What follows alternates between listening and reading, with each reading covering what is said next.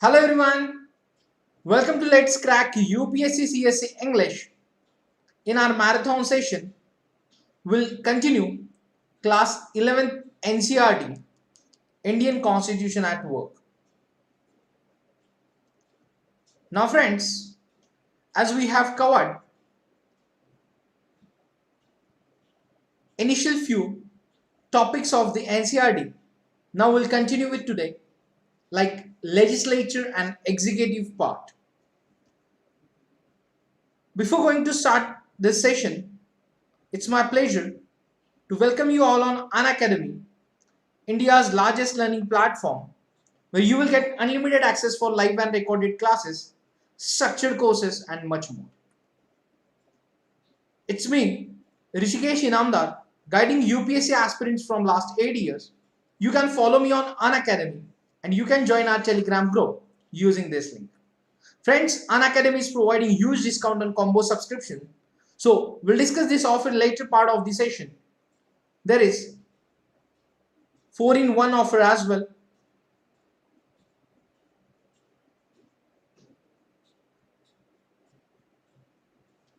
Then we have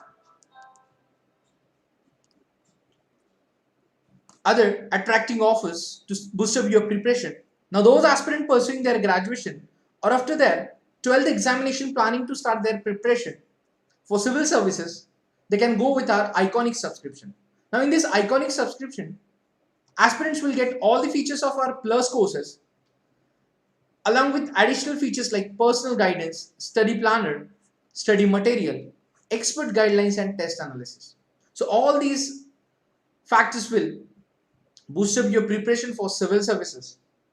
Now, number of freshers or those aspirants pursuing graduation, they are planning to crack UPSC exam in first attempt. So all these features will boost up your preparation to achieve your goal. Plus and iconic courses available on our platform. You can use referral code RBI Live to get 10% discount in these courses. The combo subscriptions are available for 1, 2 or 3 year duration. Yes, here are the new batches. We are going to start from 26th May. We have like regular batches for 1 year batches, 2 year batches and NCERT batches. And for revision batches, we have Phoenix and Gurukul Plus. So you can revise what we have covered till the time with top educators. Yes, we are providing free test series and Unacademy combat as well. We are conducting Unacademy combat every Sunday morning 11 a.m. So let's start today's marathon session. So friends, as we are studying Indian Constitution Act Work, class 11th NCERT. So as we know, when we are going through any NCERT, there are few basic things mentioned as per the subject. So now in this NCERT, preamble is there. So you can just, friends, go through the preamble every time. What happened? It will create your thought process or it will help you to understand the things in polity. So what is our preamble? Says, we the people of India, having solemnly resolved to constitute India into sovereign, socialist, secular, democratic republic, and to secure to all its citizens justice, social, economic, and political, liberty of thought, expression, belief, faith, and worship, equality of status and of opportunity, and to promote among them all fraternity, assuring the dignity of the individual and the unity and integrity of the nation. So in our Constituent Assembly, this 26th day of November 1949, do hereby adopt, enact and give to ourselves this Constitution. So friends, do not remember to go through preamble every time, which will help you to understand the basic concepts in polity. When you will start thinking about that, it will definitely enrich your answer writing as well. So we have covered, like in previous parts, we have discussed about constitution, why and how, rights in the Indian constitution, election and representation. Now we'll see executive and legislature. As time will permits us, we'll finish these two topics. So in this NCRD, till the complete series, we will cover executive, legislature, judiciary, federalism, local governments, constitution as a living document, and the philosophy of the constitution. Now, there are fundamental duties mentioned in the NCRT. Whenever you will get idle time, just go through the fundamental duties, which are the fourth A part and Article 51A of the Constitution. Now, we'll start with the today's topic, executive.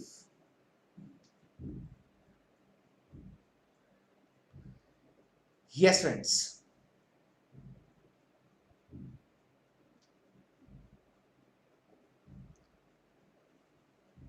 So, what is, when you are just reading the word executive in the context with polity, what is the first impression in your mind? Or tell me, how do you understand the executive by the readings or your basic knowledge?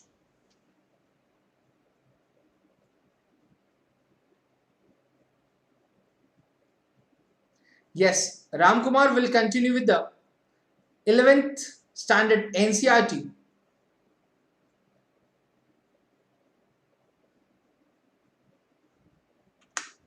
So, now we'll start with the introduction of this topic, executive. So, legislature, executive and judiciary are the three organs of the government.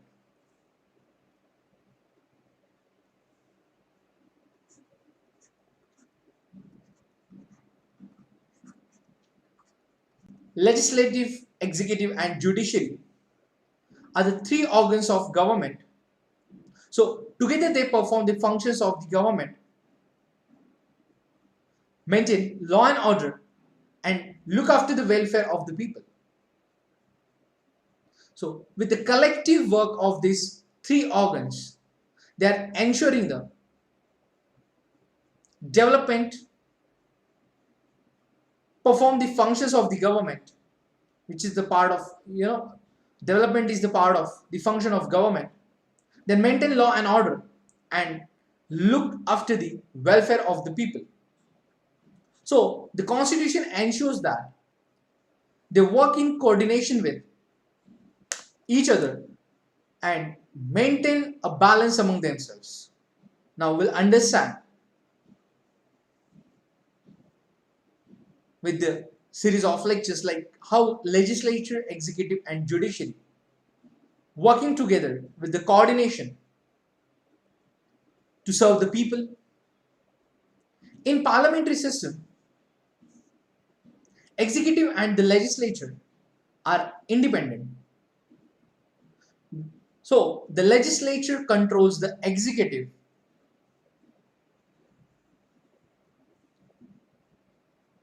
and in turn is controlled by the executive. So the legislature controls the executive and in turn is controlled by the executive.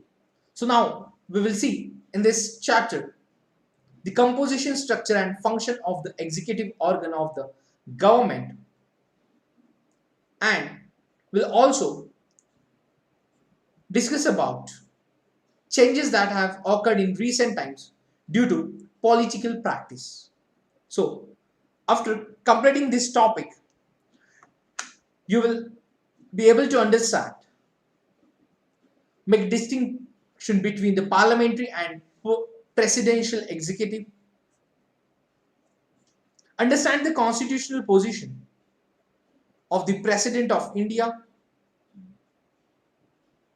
Know the composition and functioning of the Council of Ministers and the importance of the Prime Minister.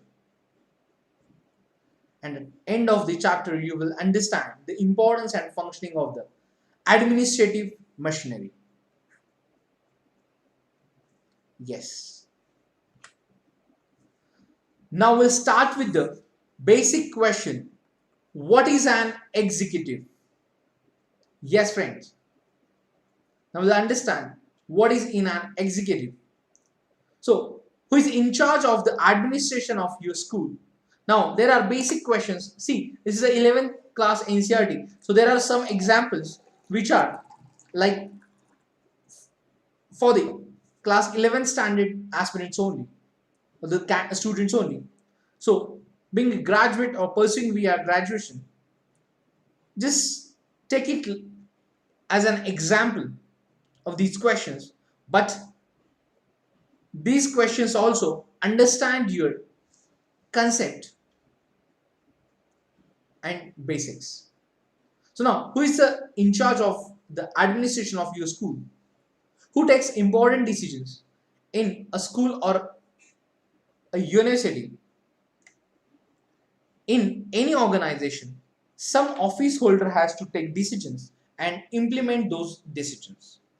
So we call this activity administration or management. Yes, but administration requires, yes. Now, but administration requires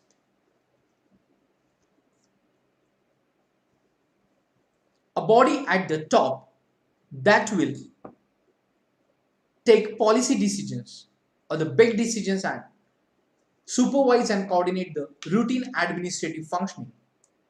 So, we may have heard about the executives of big companies, banks or industrial units.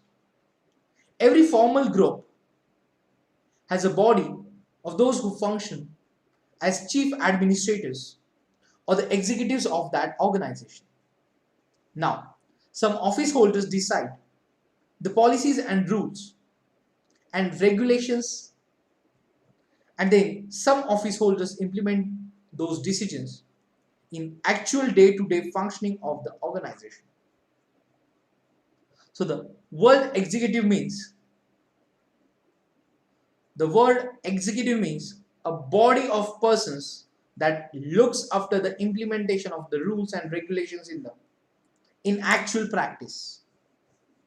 So friends, if we are talking about the specific word of executive, which represent as a body of persons that looks after the implementation of rules and regulations in actual practice. Yes. So as we know, if we are talking about any organization which is working nearby,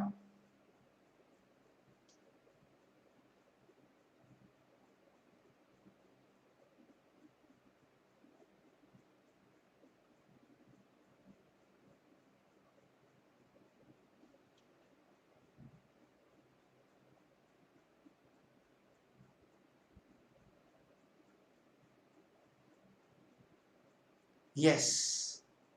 So when we are talking about any small organization or big organization, how their management or the decisions are taken by the authorities, which means the top management group. So we can say the executive body of that organization taking the decisions of the day-to-day activities and business.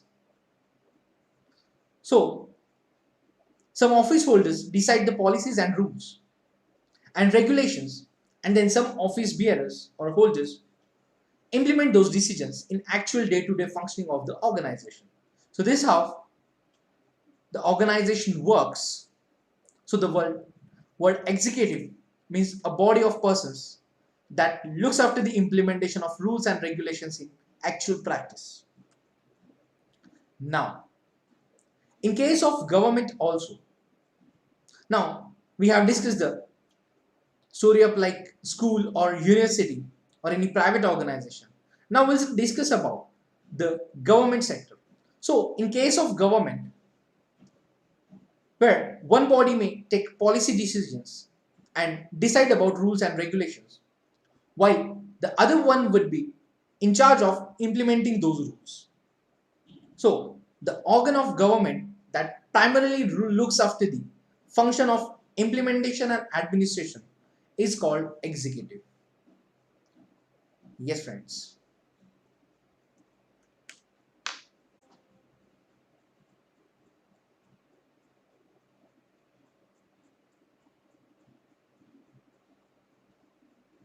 So now, just note down that the organ of government that primarily looks after the function of implementation and administration is called executive.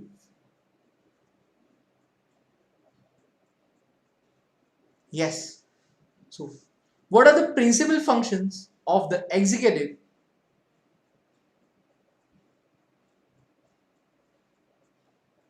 So, executive is the branch of government which is responsible for the implementation of laws and policies adopted by the legislature. So, the executive is often involved in framing policy. So, the official designations of the executive vary from country to country. Some countries have presidents, while others have chancellors. The executive branch is not just about presidents, prime minister and ministers. It also extends to the administrative machinery, that is civil servants. So while the heads of government and their ministers saddled with the overall responsibility of government policy are together known as the political executive, those responsible for day-to-day administration are called permanent executive. Now we'll see the principal function of the executive. So basically, executive is the branch of government which is responsible for the implementation of laws and policies adopted by the legislature.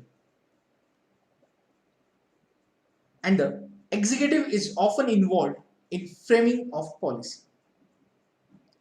So the official designations of the executive vary from country to country.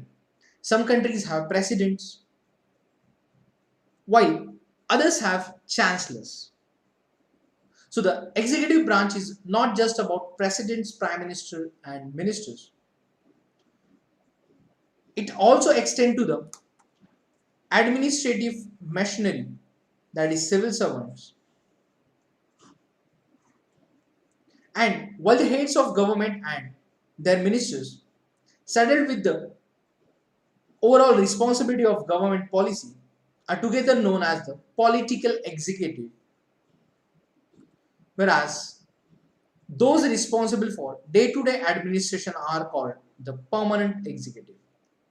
Yes, now here understand the difference between political executive and permanent executive.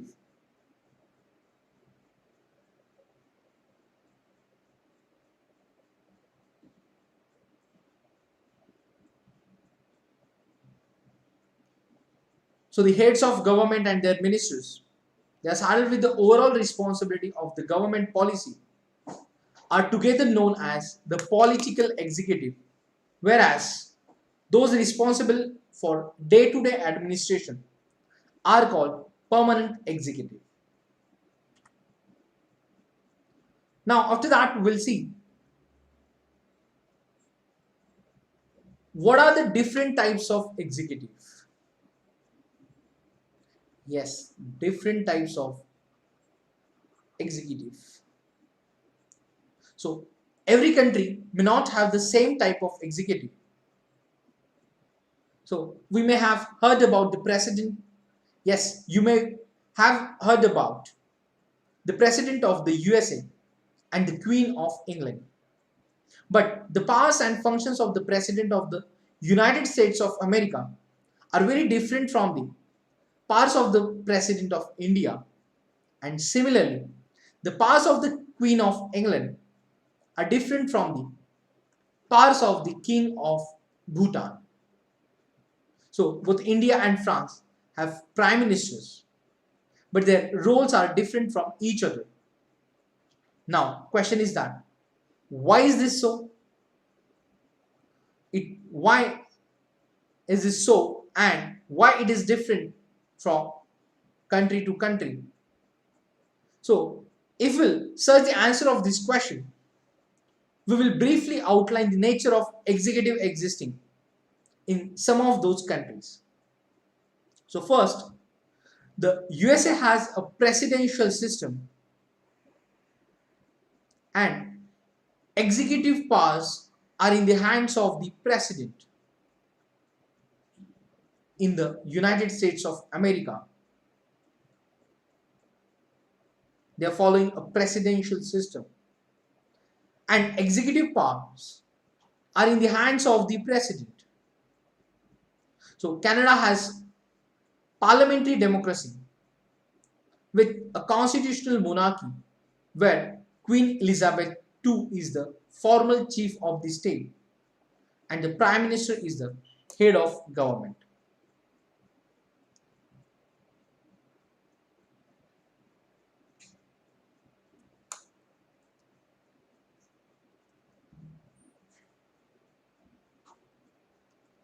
So the USA has a presidential system and the executive powers are in the hands of the president. Whereas in Canada, Canada has a parliamentary democracy with a constitutional monarchy where Queen Elizabeth II is the formal chief of state and the prime minister is the head of government.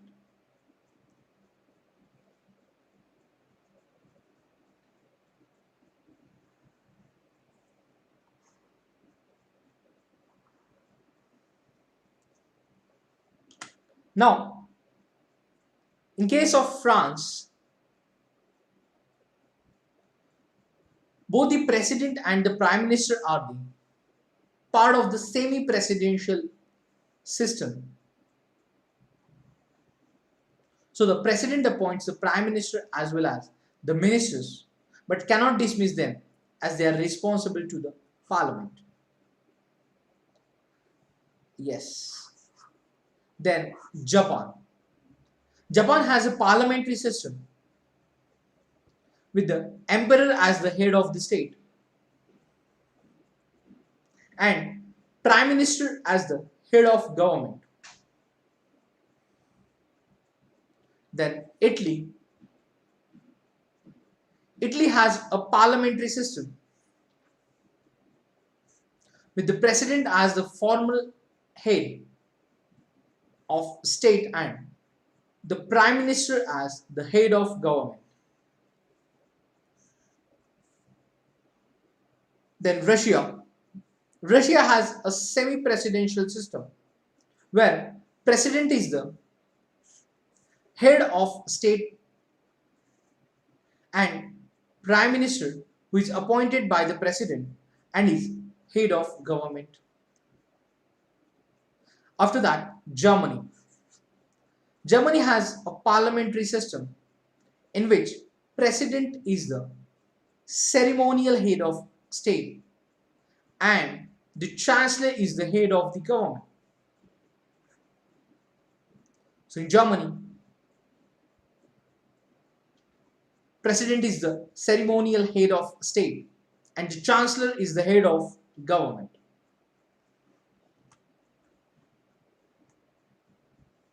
So these are the examples of France, Japan, Italy, Russia, Germany, USA and Canada.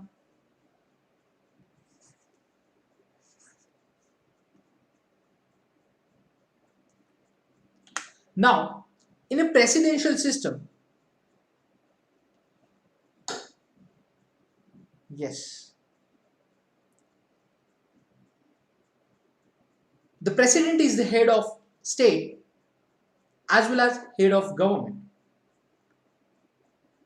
When we are talking about presidential system, where the president is a head of state as well as head of government. So in this system, the office of president is very powerful both in theory and practice. So countries with such system include the United States, Brazil, and most nations in Latin America. So most nations in Latin America following a presidential system.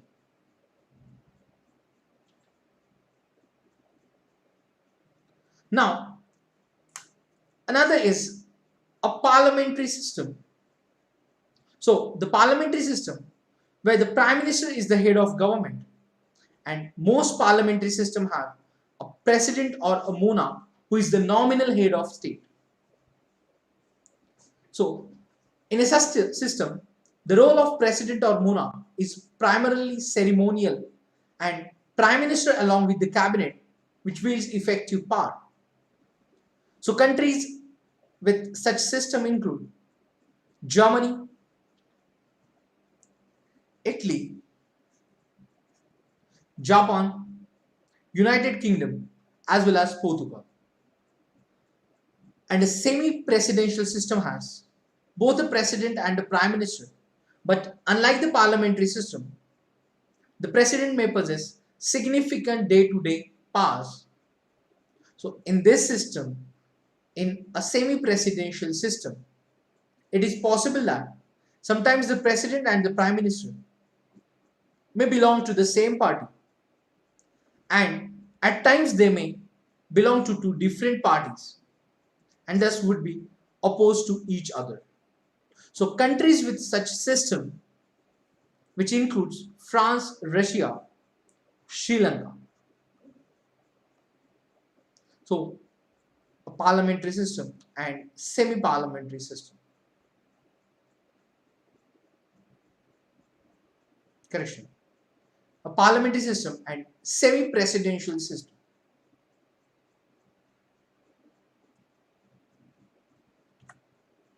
Now see the types of executive.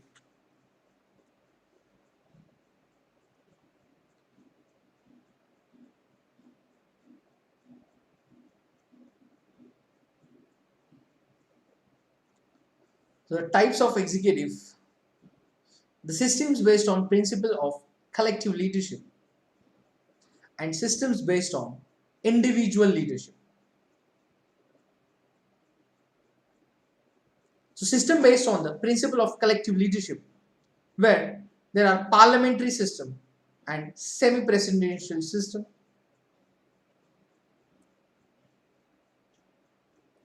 In parliamentary system, head of government is usually known as prime minister. He is the leader of the majority party in legislature. He is accountable to legislature. Who? Prime minister. And the head of the state may be monarch or the president. So in case of monarch, constitutional monarchy, and in case of president is known as parliamentary republic. So monarch and president both are the ceremonial executive in parliamentary system. Then semi-presidential system, where the president as the head of the state has a prime minister as head of the government. Prime minister and his council are responsible to legislature in semi-presidential system, whereas the system based on individual leadership in executive, which is known as presidential system.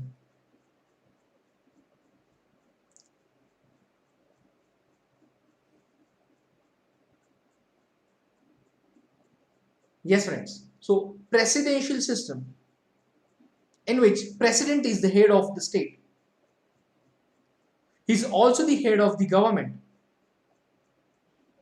and the president is usually directly elected by the people and is not accountable to legislature. So these are the features of presidential system.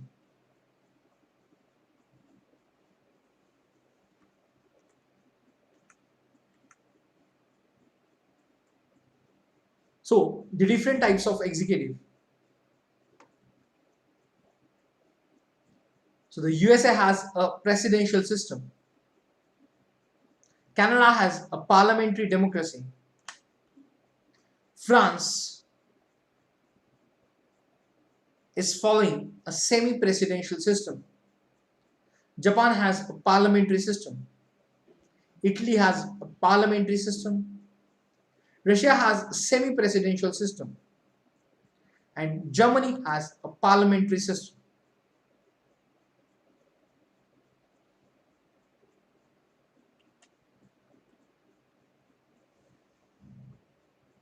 Then we have discussed that in a presidential system,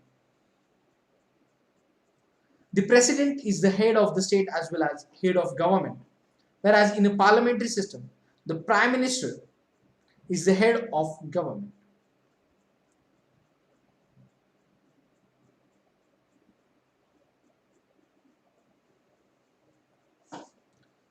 Then we have discussed about types of executive. The system based on the principle of collective leadership and system based on individual leadership, that is presidential system, and systems based on the principle of collective leadership, that is parliamentary system and semi-presidential system. Now, semi-presidential executive in Sri Lanka. Now we'll see the example of semi-presidential executive in Sri Lanka.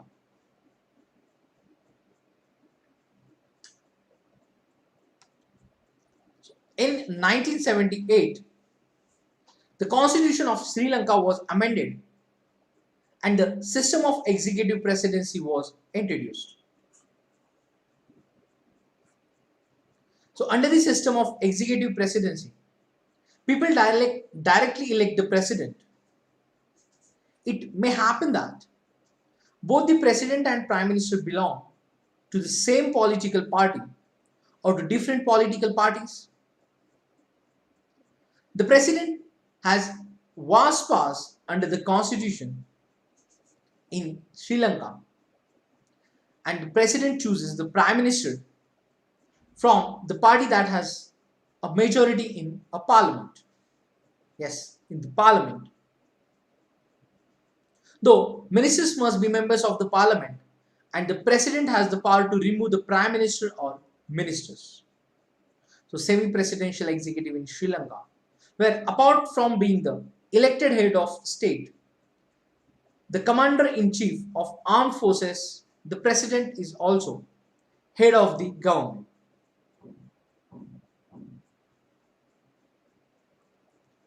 So elected for a term of 6 years, the president cannot be removed except by resolution in the parliament passed by at least two-thirds of the total number of members of parliament.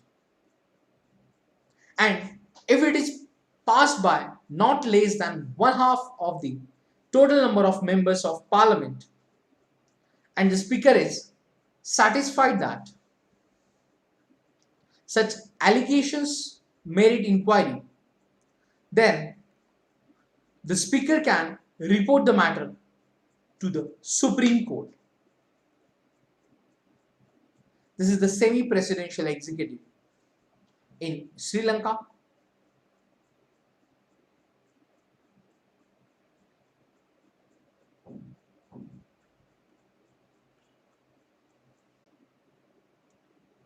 So, this is the semi-presidential executive in Sri Lanka.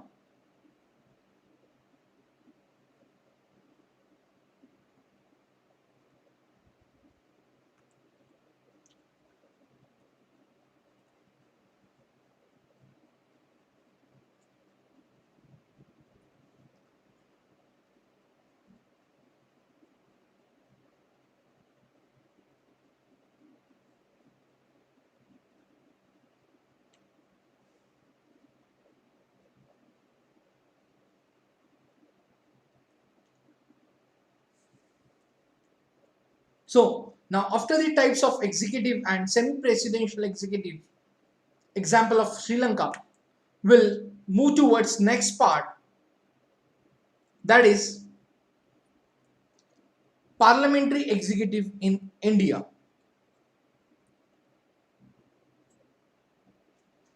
Now we'll see parliamentary executive in India.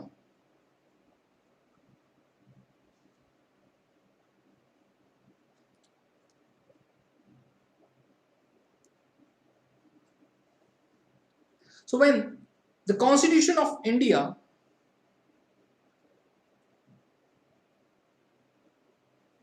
was written and India already had some experience of running the parliamentary system under the acts of 1990 and 1935, this experience had shown that in the parliamentary system, the executive can be effectively controlled by the representative of the people. So, the makers of the Indian Constitution wanted to ensure that the government would be sensitive to public expectations and would be responsible and accountable.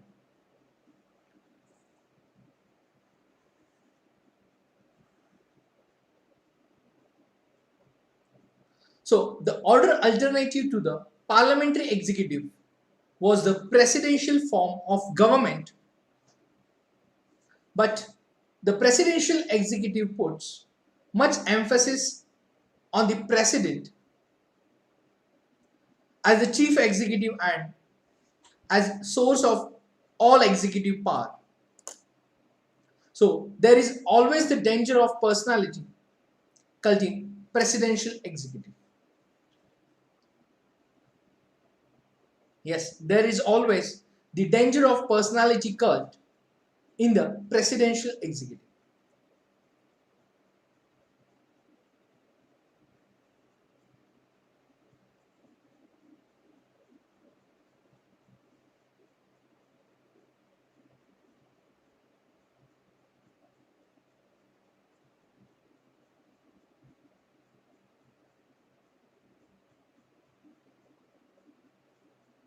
So, when the Constitution of India was written, India already had some experience of running the parliamentary system of government under the act passed by the British Parliament, that is Act Government of India Act 1919 and 1935.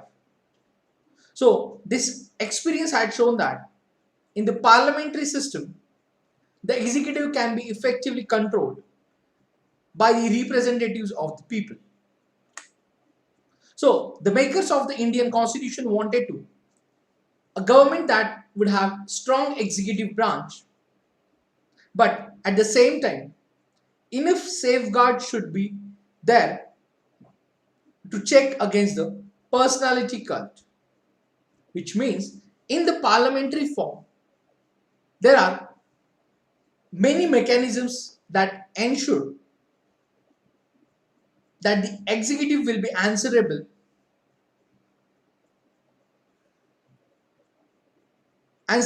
to and controlled by the legislature, that is the people's representative.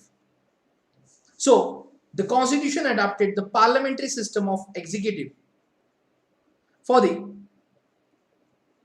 governments both at the national and state levels.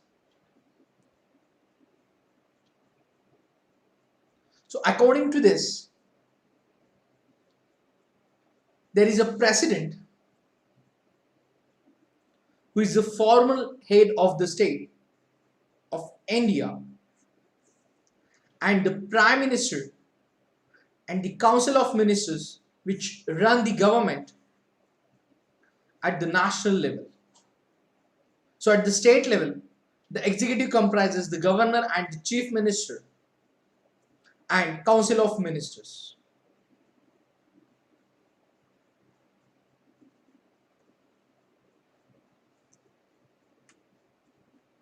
the Parliamentary Executive in India.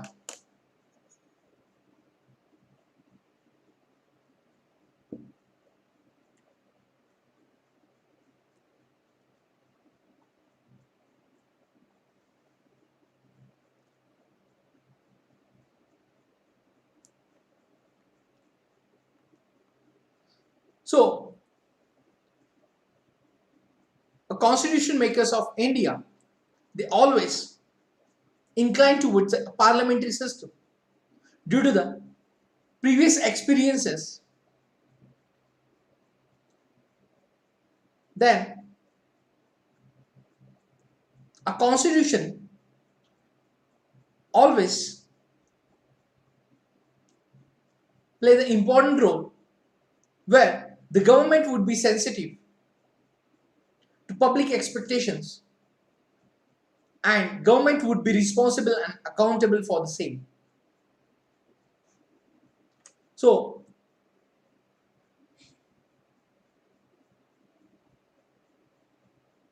the makers of Indian Constitution wanted a government that would have a strong executive branch, but at the same time enough safeguards should be there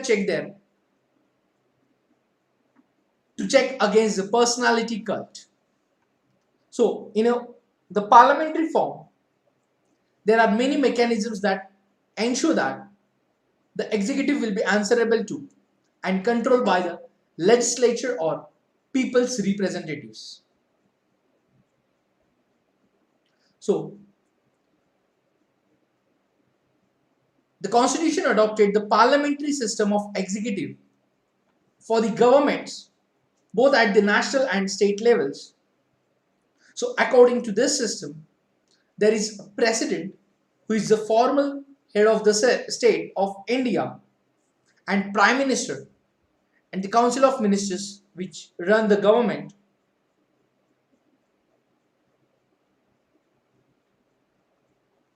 At the national level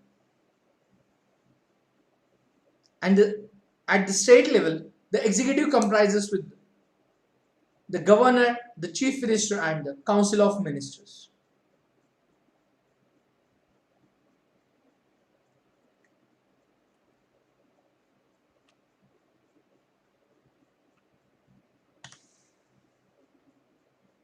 So, the Constitution of India vests the executive power of the Union, which is formally in the President.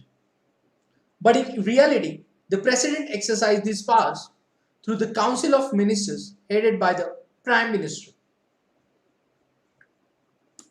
So in India, the President exercises the executive powers through the Council of Ministers headed by the Prime Minister.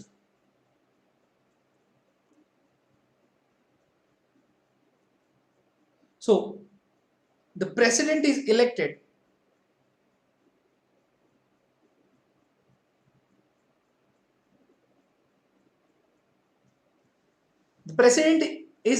for a period of 5 years. But there is no direct election by the people for the office of President. And the President is elected indirectly. So friends, the President is elected for a period of 5 years. As we know, in India,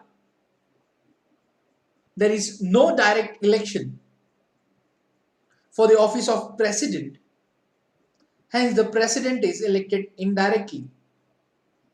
This means that the President is elected not by the ordinary citizens, but the elected MLAs and MPs, which means the representatives of people elected the President of India. So this election takes place in accordance with the principle of proportional representation with single transferable vote, when the President can be removed from office by the Parliament by following the procedure for impeachment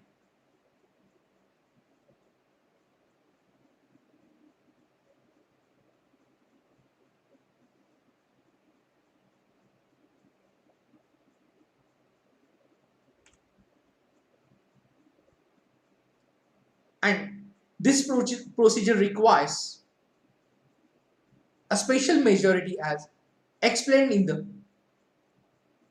we have discussed in the previous chapter itself. So the only ground for impeachment is violation of the constitution.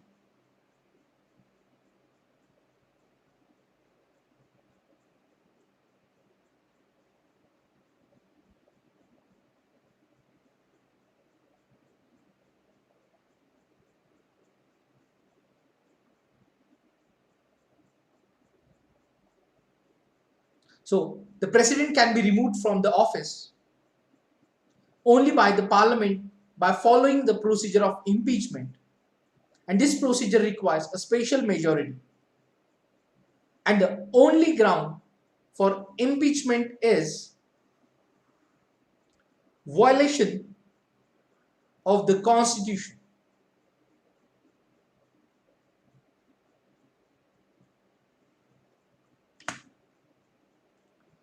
Now we'll see powers and position of president.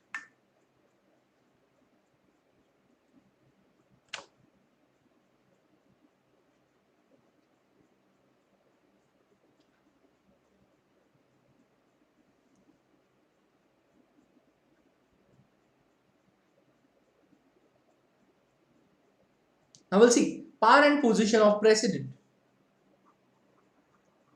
So friends, Article 74 clause 1, which describes as there shall be a council of ministers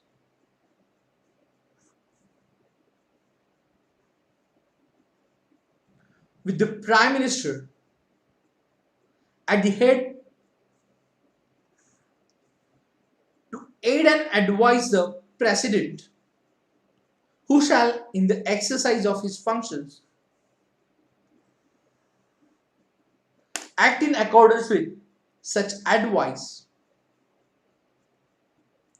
So provided that the president may require the council of ministers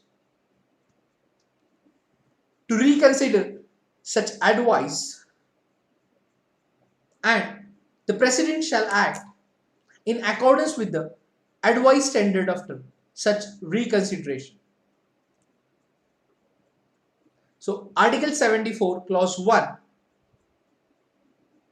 which described as there shall be a council of ministers with the prime minister at the head to aid and advise the president, who shall in the exercise of his functions act in accordance with such advice.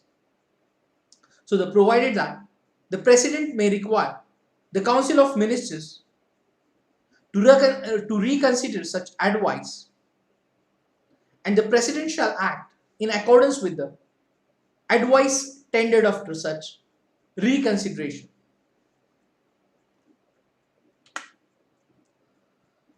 So now here we have to understand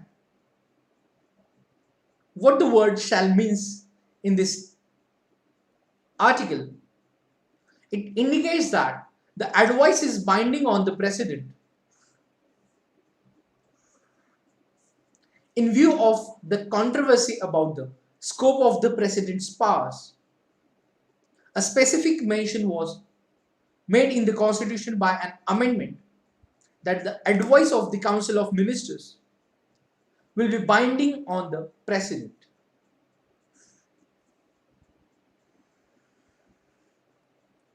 By another amendment made later, it was decided that the president can ask the council of ministers to reconsider its advice, but has to accept the reconsidered advice of council of ministers.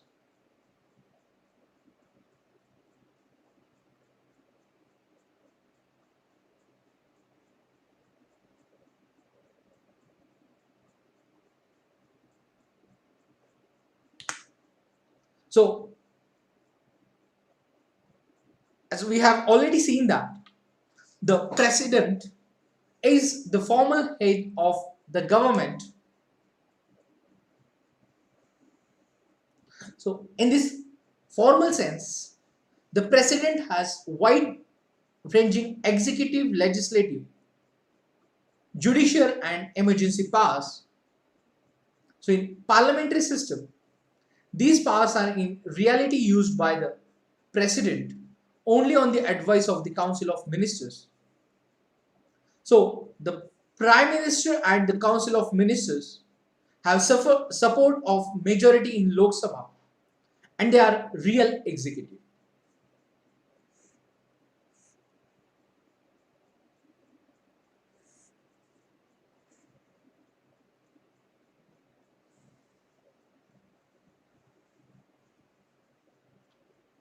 So, the Prime Minister and the Council of Ministers are the real executive because they have support of the majority in the Lok Sabha. So, in most of the cases, the president has to follow the advice of the Council of Ministers.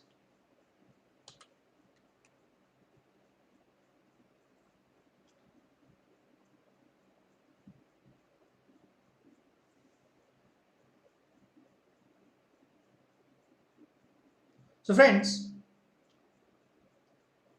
now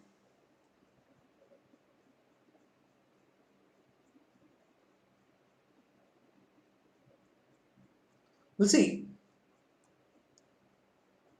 the statement by Jawharlal Nehru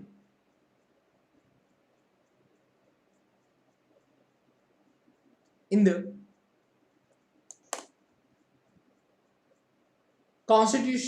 Constituent Assembly.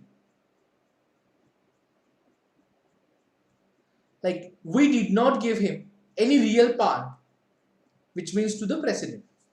We did not give him any real power, but we have made his position one of the authority and dignity.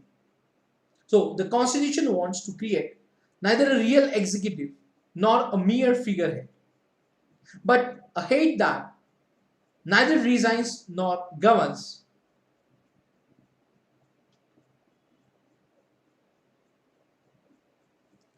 Yes, but a head that neither regains or nor governs.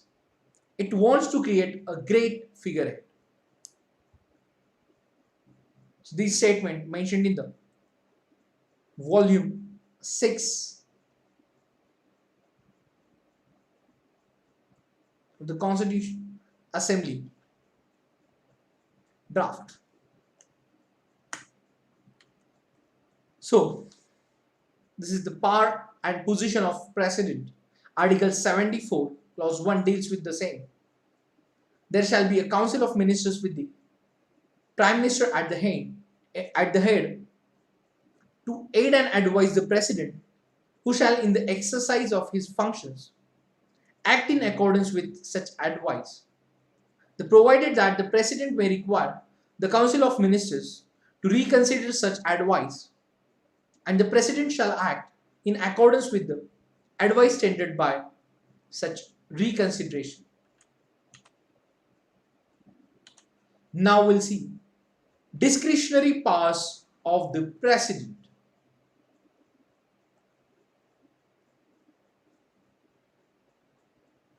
Now, on the basis of the above discussion, can we infer that the president has no discretionary power under any circumstances? But this will be an incorrect assessment. So, constitutionally, the president has a right to be informed of all important matters and deliberations of the Council of Ministers. So, the Prime Minister is obliged to furnish all the information that the president may call for. So, the president often writes to the Prime Minister and expresses his views on matters confronting by the country. Now, besides this, there are at least 3 situations where the president can exercise the powers using his or her own discretion. Now, in the first place, we have already noted that the President can send back the advice given by the Council of Ministers and ask the Council to reconsider the decision.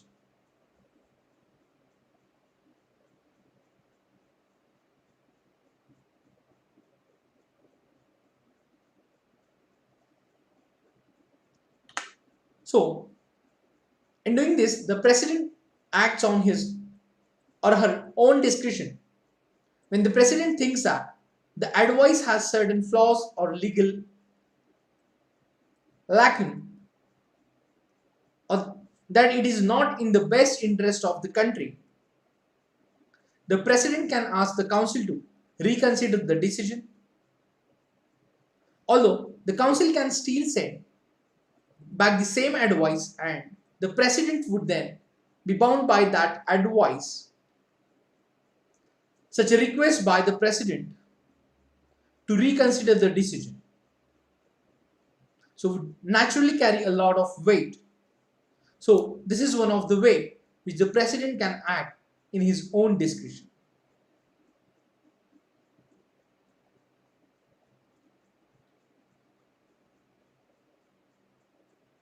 Secondly,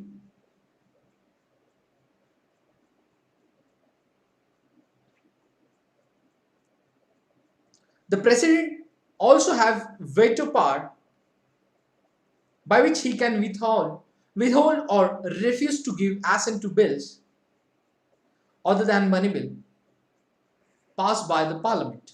So every bill passed by the Parliament goes to the President for his assent before it becomes a law.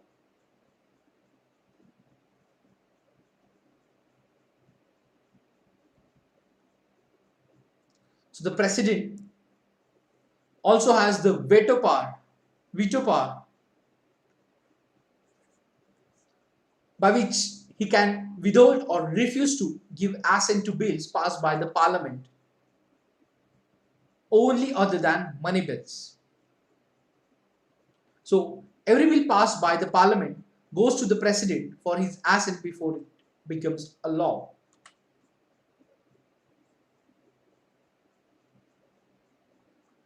Now the President can send the bill back to the Parliament asking it to reconsider the bill.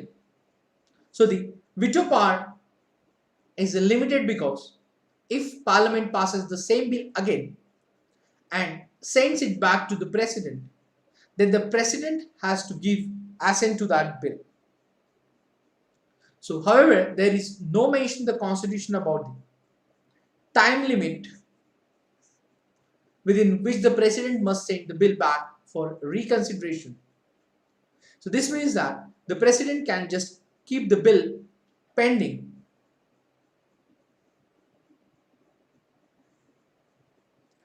with him without any time limit. This gives the President an informal power to use the veto in a very effective manner. So this is sometimes referred to pocket veto. So this gives the President an informal power to use the veto in very effective manner, and this is sometimes referred to a pocket veto.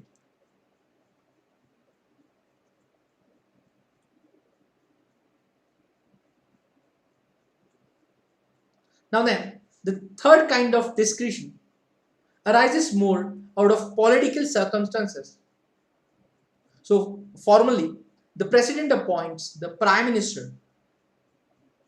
Normally in the parliamentary system, a leader who has the support of the majority in the Lok Sabha would be appointed as Prime Minister, and the question of discretion would not arise. But now imagine a situation when, after an election, no leader has a clear majority in the Lok Sabha. Now imagine further that after attempts to forge alliances, 2 or 3 leaders are claiming that they have the support from the majority in the House. Now the President has to decide whom to appoint as the Prime Minister. So, in such a situation, the President has to use his own discretion in judging who really may have the support of the majority or who can actually form and run the government. So, this is the third discretion power scenario of the President. Now, since 1989, major political changes have considerably increased the importance of the presidential office. In the four parliamentary elections held from 1989 to 1998, no single party or coalition attained a majority in the Lok Sabha. So these situations demanded presidential intervention either in order to constitute governments or to grant a request for dissolution of Lok Sabha by a prime minister who could not prove majority in the house. So it may be thus be said that presidential discretion is related to political conditions. So there is a greater scope for presidential assertiveness when government are not stable and coalitions occupy power. So for the most part, the president is a formal power holder and a ceremonial head of the nation.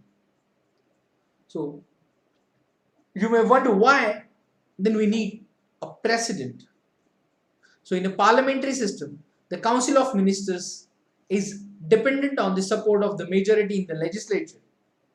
This also means that the Council of Ministers may be removed at any time and new Council of Ministers will have to be put in place.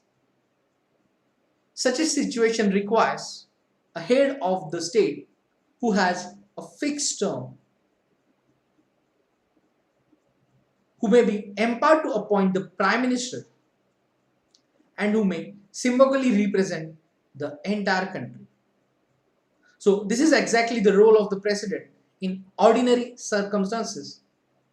So besides, when no party has a clear majority, the President has the additional responsibility of making a choice and adopting the Prime Minister to run the government of the country.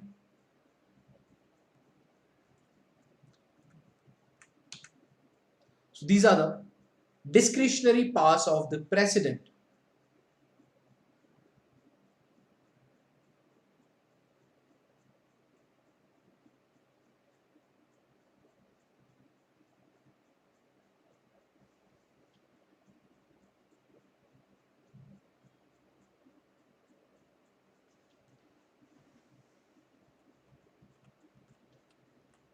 Now,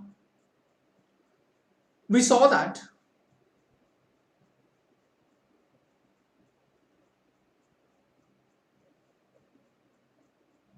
there is no limit or there is no time limit on the President for giving his assent to a bill.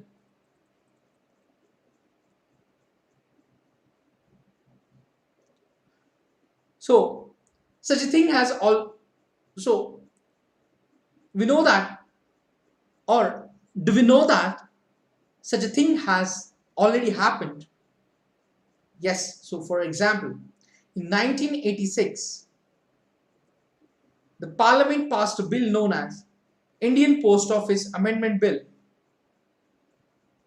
This bill was widely criticized by many for it sought to crucial the freedom of the press.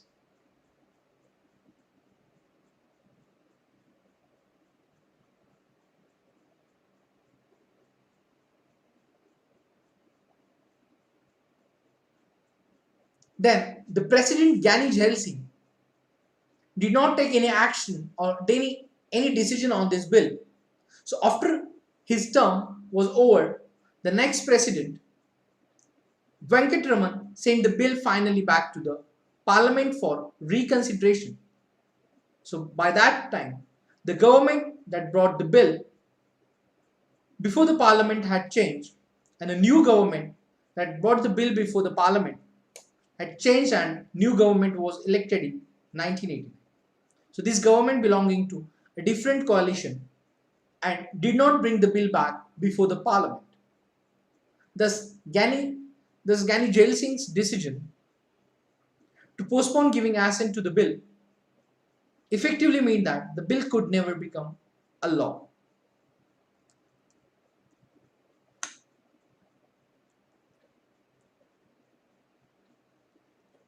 Now, President's role in choosing the Prime Minister. Now we'll see. After 1977, party politics in India became more competitive, and there have been many instances when no party had clear majority in the Lok Sabha. So what does the President do in such situations? No political party or coalition secured majority in the elections held in March 1998. So the Bharatiya Janata Party and its allies secured 251 seats, which is 21 short of a majority. So President Narayanan adopted an elaborative procedure. He asked the leader of the alliance, Atal Bihari Vajpayee, to furnish documents in support of his claim from concerned political parties. Not stopping at this, the President also advised Vajpayee to secure a vote of confidence within 10 days of being sworn in.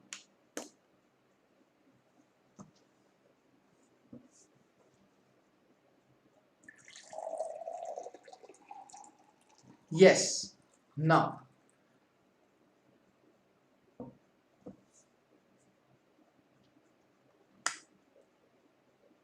After that, we'll see the Vice President of India.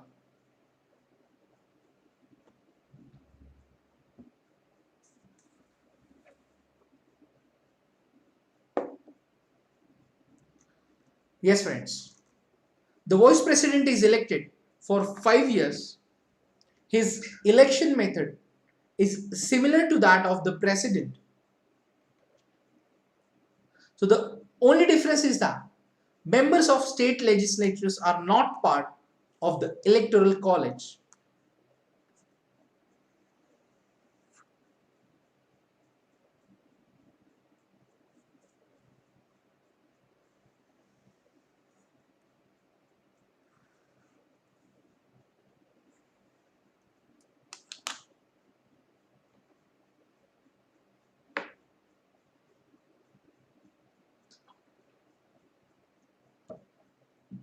So the Vice President may be removed from his office by a resolution of the Rajya Sabha, which passed by a majority and agreed to by the Lok Sabha.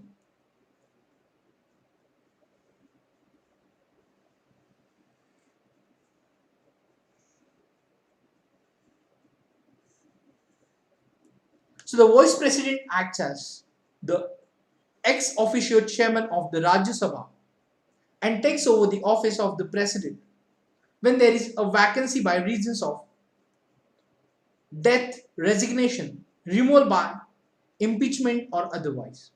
So the Vice President acts as the President only until a new President is elected. So B.D. Jatti acted as President on the death of Fakhruddin Ali Ahmad until a new President was elected.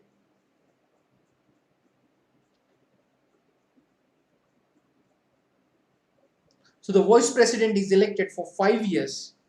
His elections method is similar to that of the President, but there is one difference that members of state legislature are not part of the electoral college.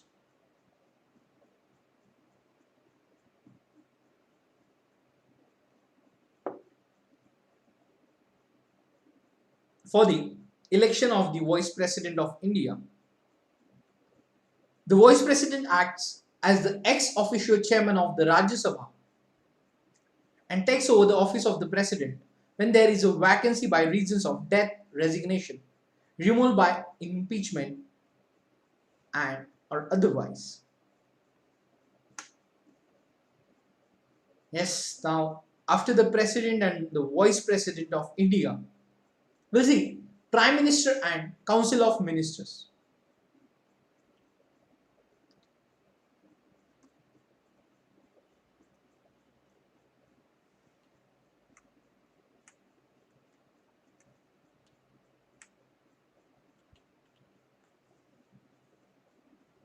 So friends, the Parliamentary Executive in India,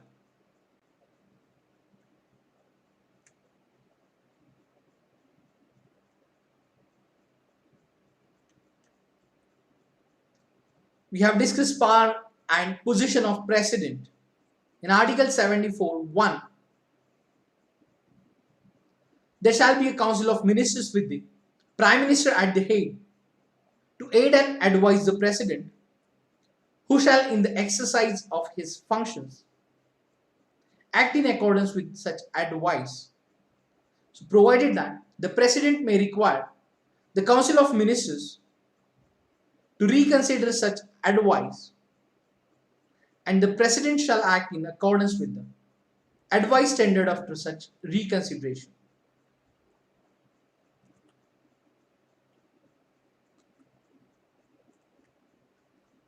Then we have discussed about discretionary powers of the President. So we have discussed about the three situations when President can use the power of discretion. Then veto power, the pocket veto.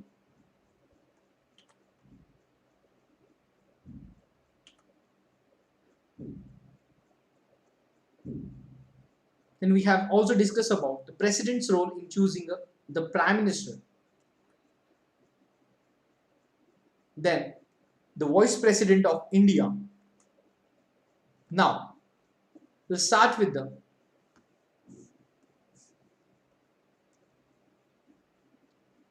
Prime Minister and Council of Ministers.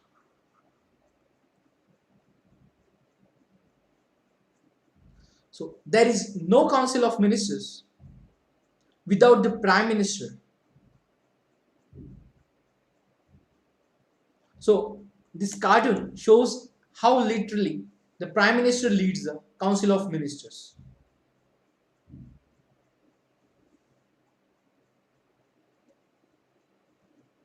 So in NCRT, these new NCRT books, there are a number of such cartoons and pictures creatively describe about the situation. Now, no discussion of government or politics in India would normally take place without mentioning one office, that is, the Prime Minister of India. So, can you imagine why this is so? We have already seen earlier in this chapter that the President exercises his powers only on the advice of Council of Ministers. The Council of Ministers is headed by the Prime Minister. So therefore, as head of the Council of Ministers, the Prime Minister becomes the most important functionary of the government in our country. So in the parliamentary form of executive, it is essential that the Prime Minister has the support of the majority in the Lok Sabha.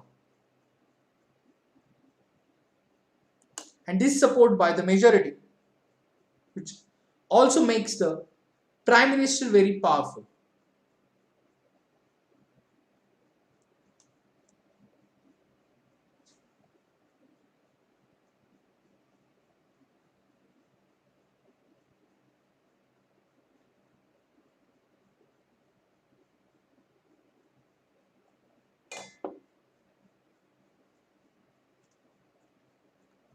Yes.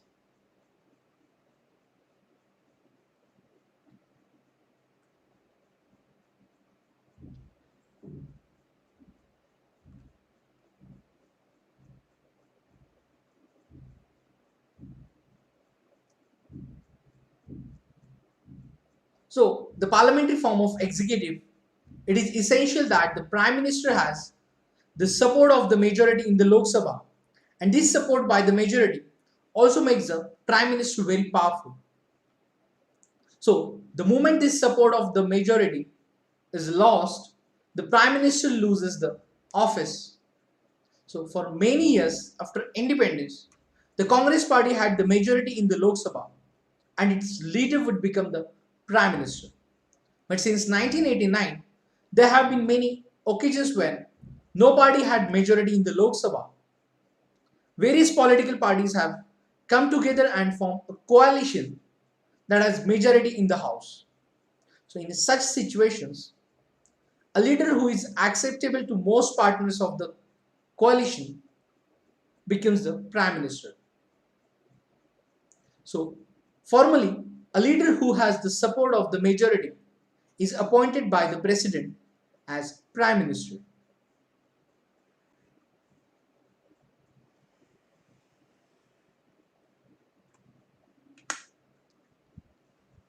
Now see, there's one more cartoon. Why do people want to be ministers? The cartoon seems to be suggest that it is only for perks and status. Then why is there a competition for some portfolios? Yes, before going to start,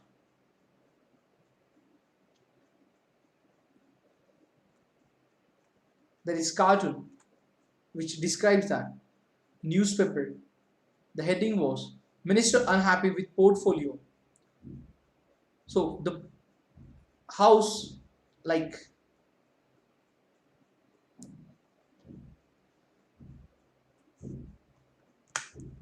the Prime Minister then decides who will be the ministers in the Council of Ministers.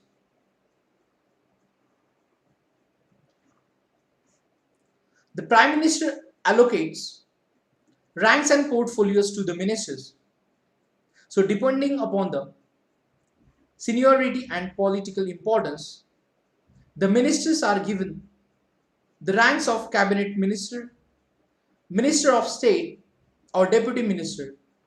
So in the same manner, chief ministers of the state choose ministers from their own party or coalition. The Prime Minister and all ministers have to be members of the parliament.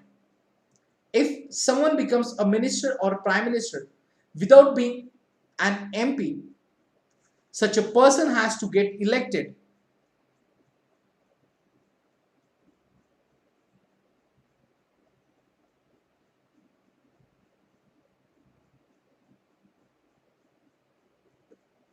To the parliament within a period of 6 months.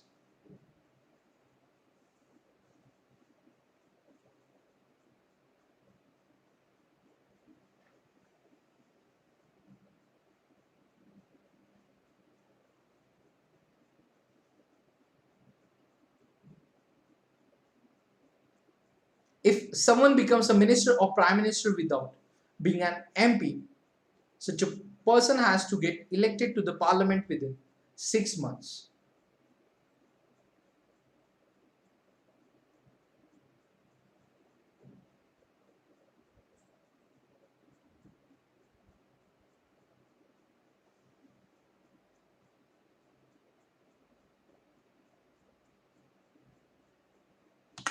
Now, there was, yes, there is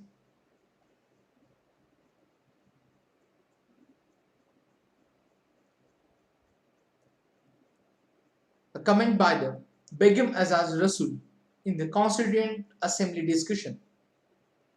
So, there were some members in the Constituent Assembly who felt that ministers should be elected by the legislature and not selected by the Prime Minister or Chief Minister. The Swiss system, under which the legislature elects the executive for a certain period, is to my mind the best form of the government for the provinces, and the system of the single transferable vote is the best system that can be adopted for the appointment of the executive. because in that all interest will be represented and no party in the legislature will have any occasion to feel that it is not represented. So this is the opinion by the Begum Azaz Rasul at the Constituent Assembly discussions. Now, after that, we'll see size of the Council of Ministers.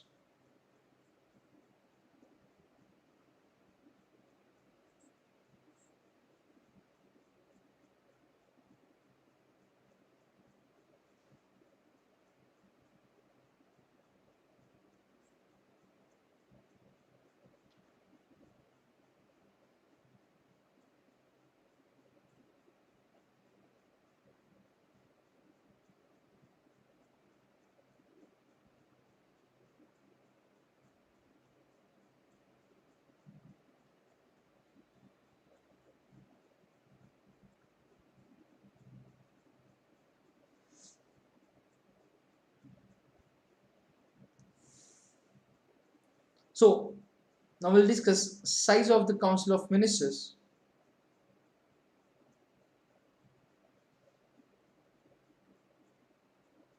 Before the 91st Amendment Act 2003, the size of the Council of Ministers was determined according to exigencies of time and requirements of the situation. But this led to very large size of the Council of Ministers. Now, besides, when no party had a clear majority, there was a temptation to win over the support of the members of the parliament.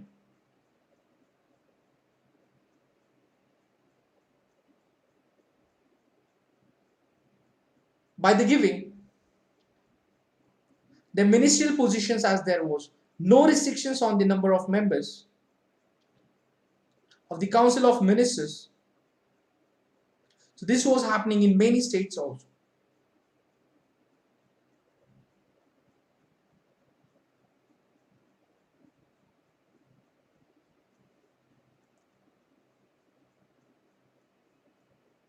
So therefore,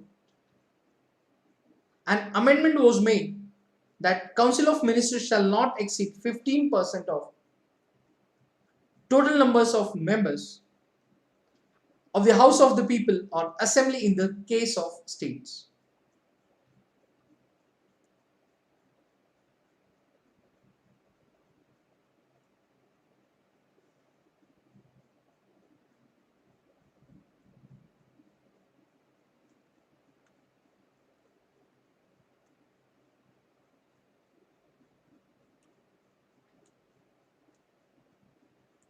So this is the size of the Council of Ministers.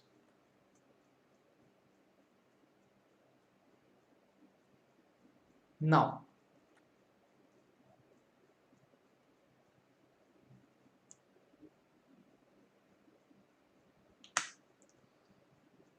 in the chapter on legislature, we'll study the detail, the various mechanisms through which the parliament controls the executive. But we remember that the most important feature of parliamentary executive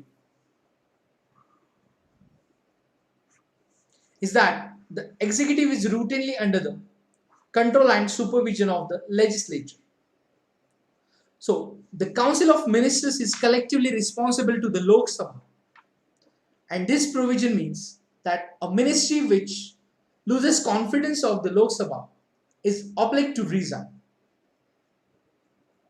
The principle indicates that the ministry is an executive committee of the parliament and it collectively governs on behalf of the parliament. So collective responsibility is based on the principle of the solidarity of the cabinet. So it implies that a vote of no confidence, even against a single minister, leads to the resignation of the entire Council of Ministers. So, a scenario where a vote of no confidence, even against a single minister, leads to the resignation of the entire Council of Ministers. It also indicates that if a minister does not agree with a a policy or decision of the cabinet, he or she must either accept the decision or resign. So it is binding on the ministers. So it is binding on all ministers to pursue or agree to a policy for which there is collectively responsibility. So in India, the Prime Minister enjoys preeminent place in the government,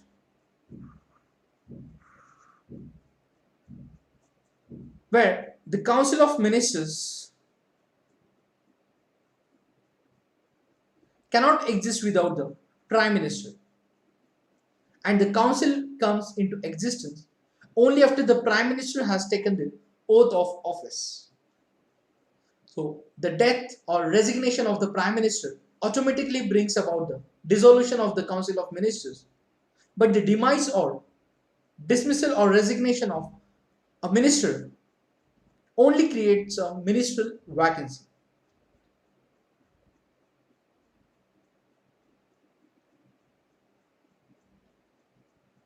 So the Prime Minister acts as link between the Council of Ministers on the one hand and the President as well as the Parliament on the other.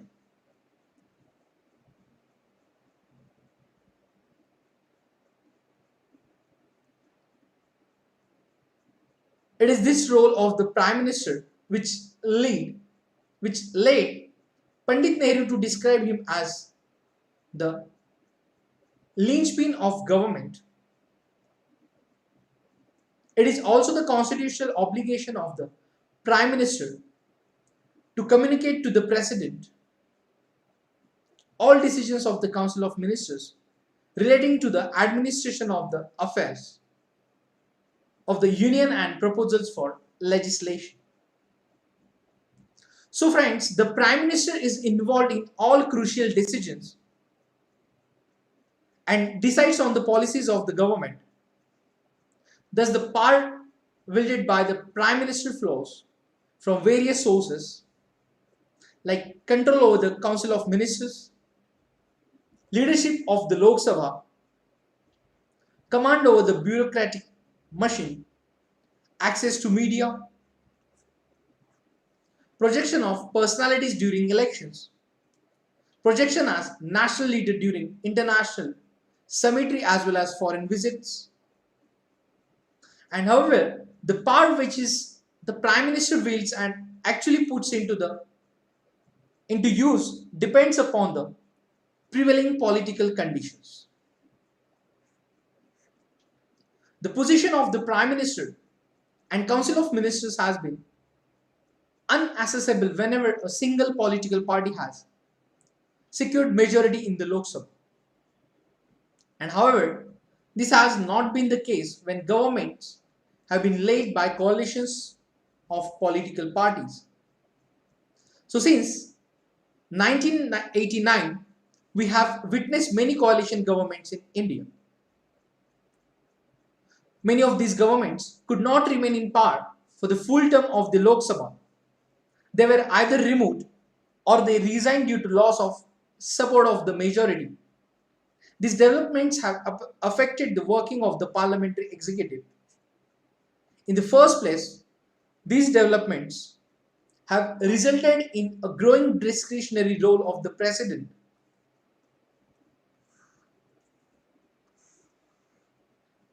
In the selection of Prime Ministers.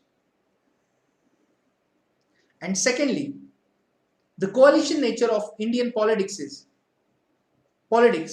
in this period has necessitated much more consultation between political partners, which leading to erosion of prime ministerial authority. And thirdly,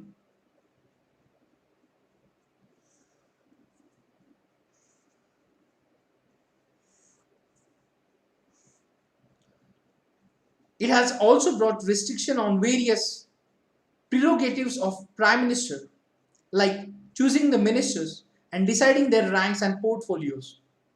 And fourthly, even the policies and programs of the government cannot be decided by the Prime Minister alone.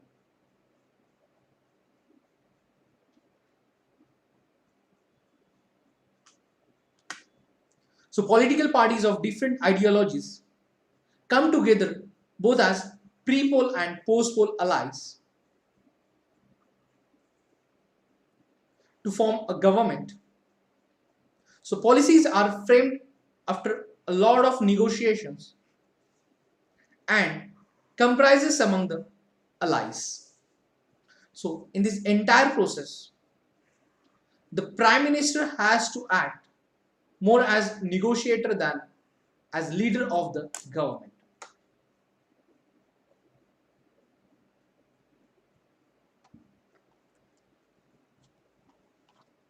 So at the state level, a similar parliamentary executive exists, through which some variations, and the most important variation is that there is a governor of the state which is appointed by the president.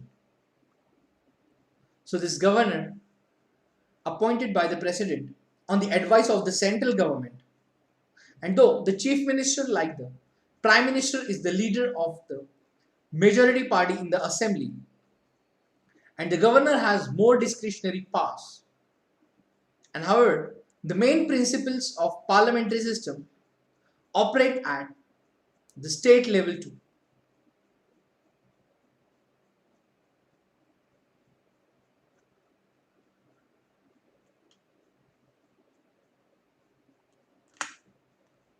See the cartoon where the chief minister is not happy even after winning the confidence motion.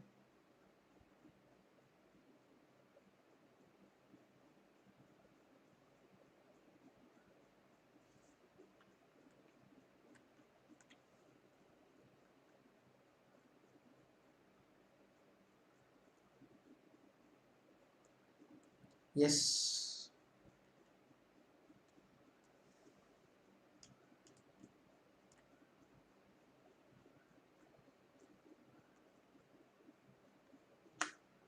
Now, the permanent executive bureaucracy.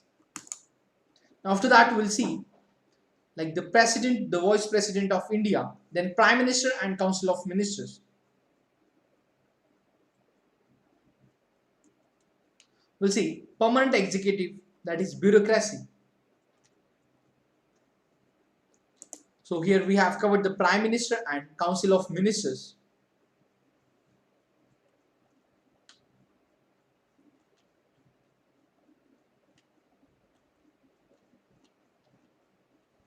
Now, the permanent executive bureaucracy.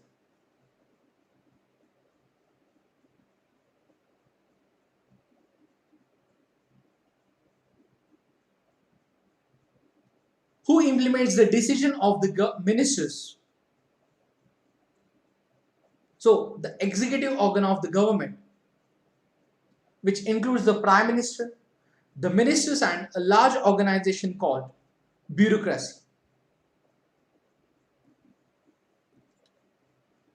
which is also known as the administrative machinery.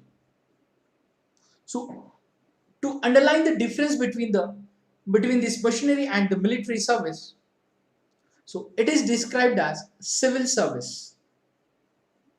Trained and skilled officers who work as permanent employees of the government are assigned the task of assisting the ministers in formulating policies and implementing these policies.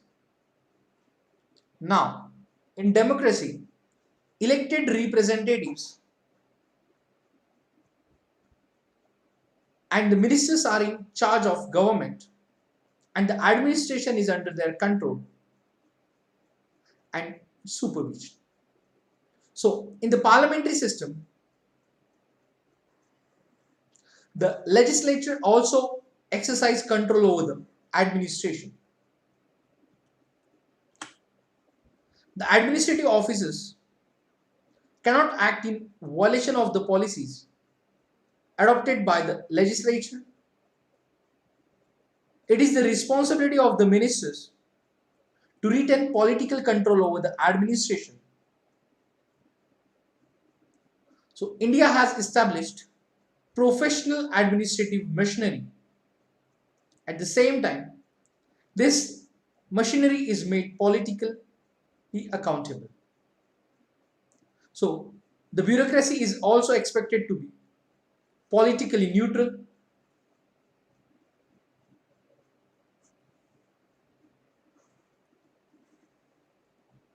This means that the bureaucracy will not take any political position on policy matters.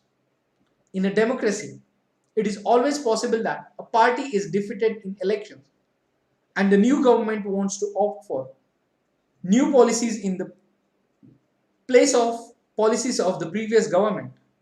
So, in a such situation, it is the responsibility of the administrative machinery to faithfully and efficiently participate in drafting the policy and in its implementation.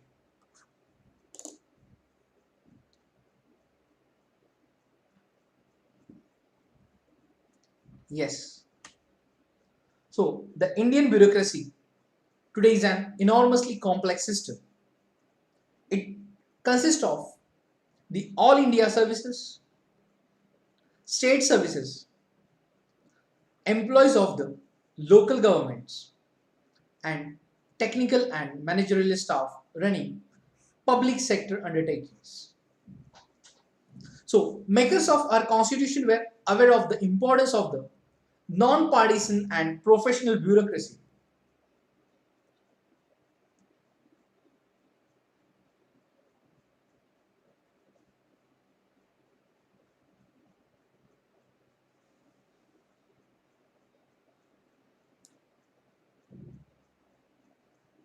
So, they also wanted the members of the civil services or bureaucracy to be impartially selected on the basis of merit. So, the Union Public Service Commission has been entrusted with the task of conducting the process of recruitment of the civil servants for the government of India. Now, similar public service commission are provided for states also, and members of the public service commission are appointed for a fixed term. The removal or suspension is subject to the through inquiry made by a judge of the Supreme Court. While efficiency and merit are the norms for recruitment, so the constitution also ensures that all sections of the society, including the weaker sections, have an opportunity to part of the public bureaucracy. For this purpose, the constitution has provided for reservation of jobs for the Dalits and Adivasis, and subsequently reservations have also been provided for women and other backward classes. Now, these provisions ensure that the bureaucracy would be more representative and social inequalities will not come in the way of recruitment to the civil service. So friends, as we are also preparing for civil services, now understand how these civil services mentioned in the NCRT.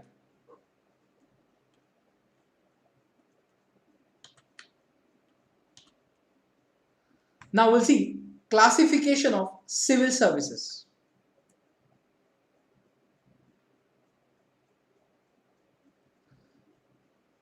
All India services, central services, and state services. So all India services like Indian Administrative Service, Indian Police Service, in central service, that is Indian Foreign Service, Indian Revenue Service, and the state services like sales tax officers. So persons selected by the UPSC for Indian Administrative Service and Indian Police Service, which constitute the backbone of the higher level bureaucracy in the states. You may know that the collector of a district is the most important officer of the government at the district level. So, do you know that the collector is normally an IAS officer and that the officer is governed by the service conditions laid down by the central government. And an IAS or IPS officer is assigned to a particular state where he or she works under the supervision of the state government. And however, the IAS or IPS officers are appointed by the central government. They can go back into the service of the central government. And most importantly, only the central government can take disciplinary actions against them. This means that the key administrative officers of states are under the supervision and control of the central government.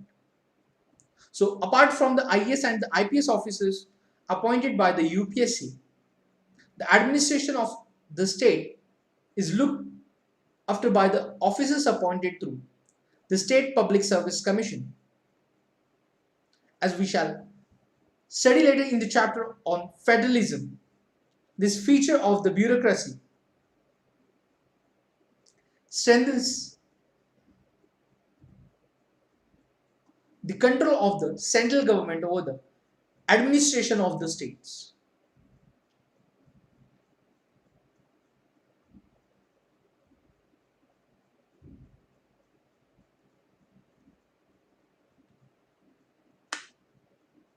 So, the bureaucracy is an instrument through which welfare policies of the government must reach the people.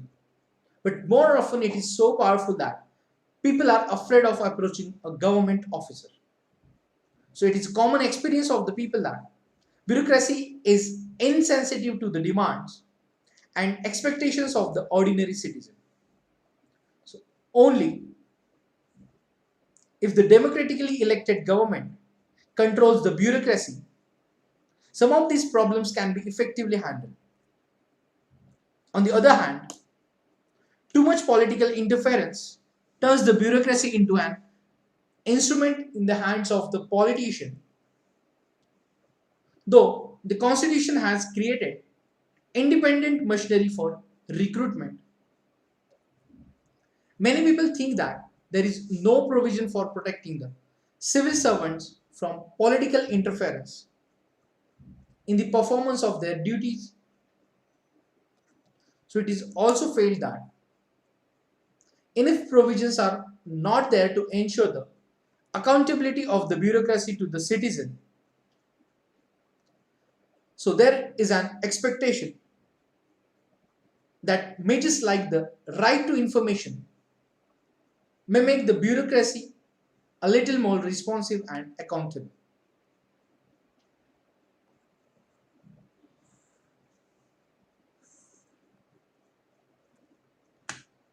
Yes. So the modern executive is very powerful institution of government. When the executive enjoys greater powers compared to the other organs of the government,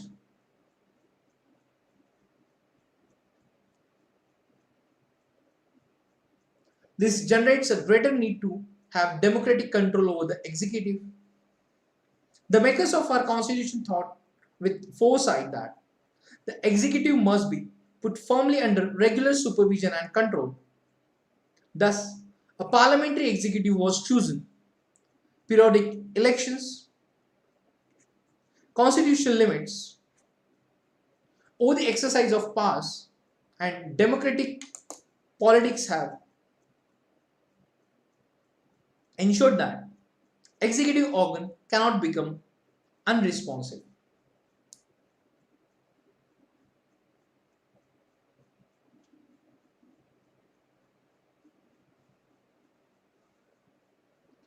So friends, here we have covered the executive part. Just have a recap what we have covered.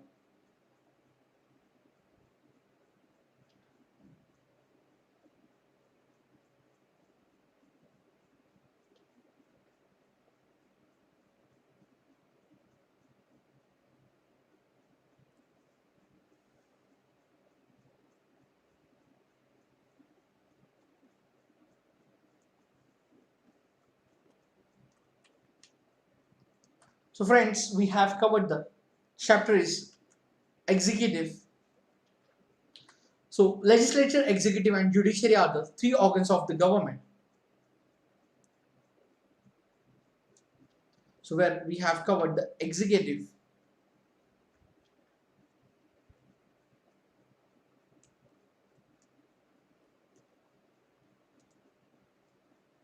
and we have discussed about what is an executive. So the word executive means a body of persons that looks after the implementation of rules and regulations in actual practice. The organ of government that primarily looks after the function of implementation and administration is called the executive.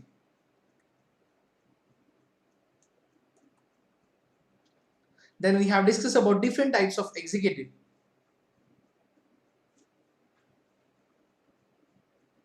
USA, Canada, France, Japan, Italy, Russia and Germany. Then a presidential system and a parliamentary system.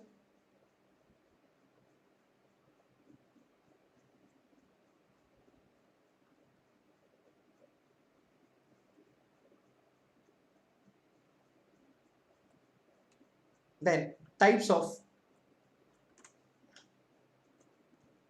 executive.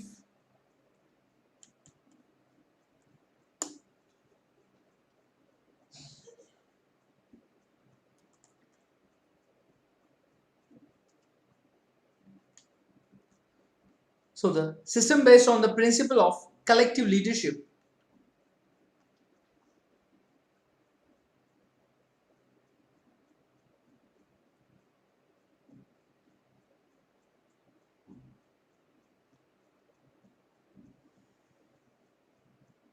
And the system based on individual leadership.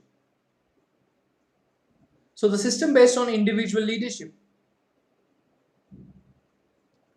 which is the presidential, where the presidential system and president is the head of the state. President is also the head of the government, and the president is usually directly elected by the people and is not accountable to legislature. Whereas the system based on the principles of collective leadership,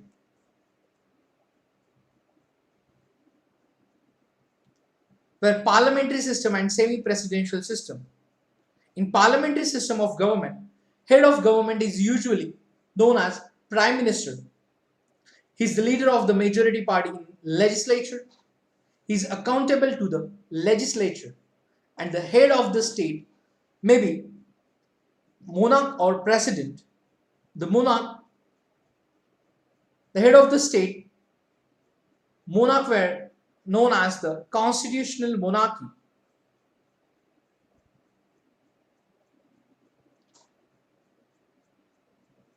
And in the president system, which is known as parliamentary republic. So the monarch or president, these are the ceremonial executive in the parliamentary system of government. So we have covered the types of executive.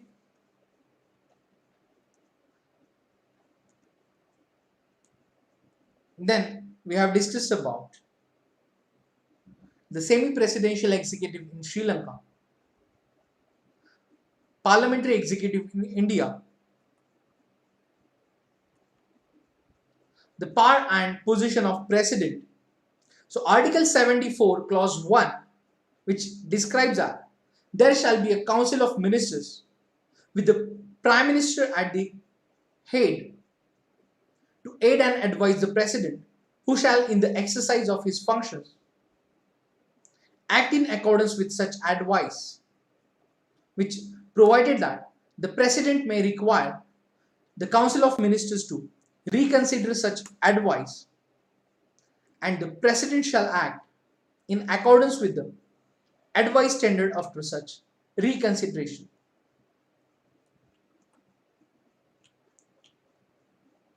Then we have discussed about discretionary powers of president.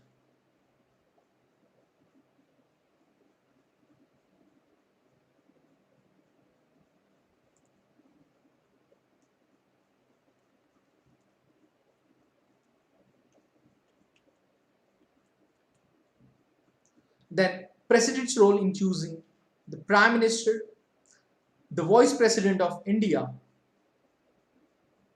then the Prime Minister and Council of Ministers,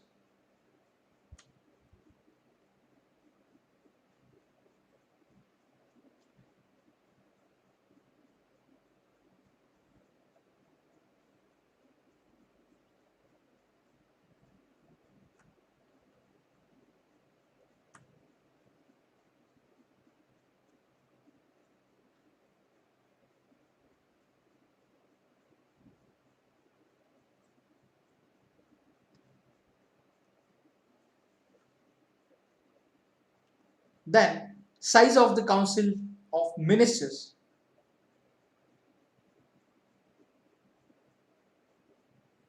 So before the 91st Amendment Act 2003, the size of the council minister was determined according to the exigencies of time and requirements of the situation.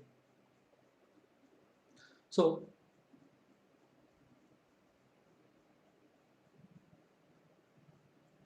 after the amendment, the council of ministers shall not exceed 15% of total numbers of the house of the people or assembly in the case of states.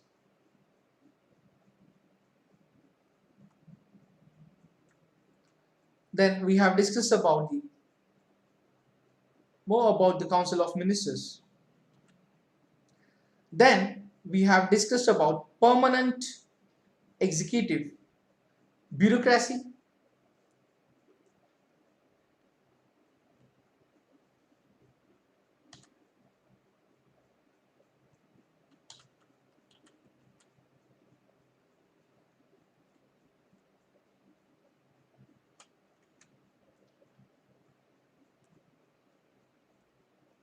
Then the classification of civil services, all India services, central services and state services.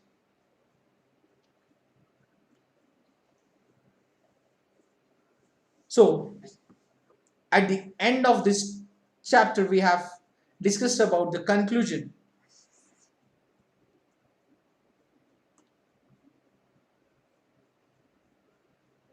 So the modern executive is a very powerful institution.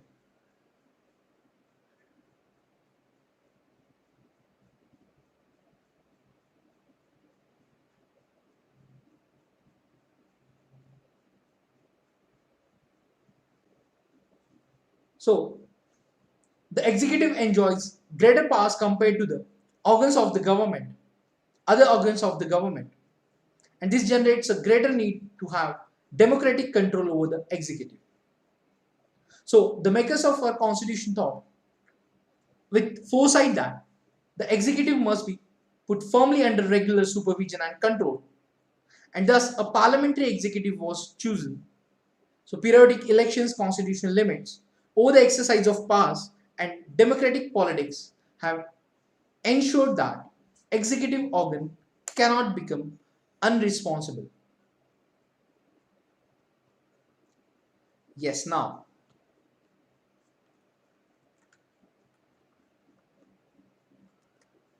we'll see next important organ of the government is legislature. After the executive, we'll see legislature. So friends, we'll start with the introduction. So we have already studied the importance of the elections and the method of election adopted in India. So legislatures are elected by the people and work on behalf of the people. Now, you should study how elected legislature function and help in maintaining democratic government. So, you will also learn about the composition and functioning of the parliament and state legislatures. State legislatures in India and their importance in democratic government. So, after the end of this chapter, you would know about the importance of the legislature, the functions and powers of the Parliament of India, the lawmaking procedure, how the Parliament controls the executive, and how the Parliament regulates itself. Now we'll see, why do we need a Parliament?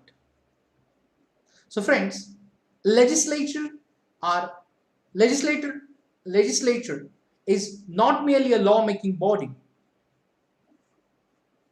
Lawmaking is but one of the functions of the legislature, and it is the center of all democratic political process. It is packed with action, walkout, protest, demonstration, anonymity, concern and cooperation. So all these serve very vital purposes. Indeed, a genuine democracy is inconceivable without a representative, efficient and effective legislature. The legislature also helps people in holding the representatives accountable. And this is indeed the very basis of representative democracy. Yet, in most democracies, legislatures are losing central place to the executive. In India too, the cabinet initiates policies, sets the agenda for governance and carries them through. So, this has led some critics to remark that the parliament has declined, but even very strong cabinets must retain majority in the legislature. A strong leader has to face the parliament and answer to the satisfaction of the parliament. So herein lies the democratic potential of the parliament. It is recognized as one of the most democratic and open forum of debate. On account of its composition, it is the most representative of all organs of government, and it is above all. So vested with the power to choose and dismiss the government.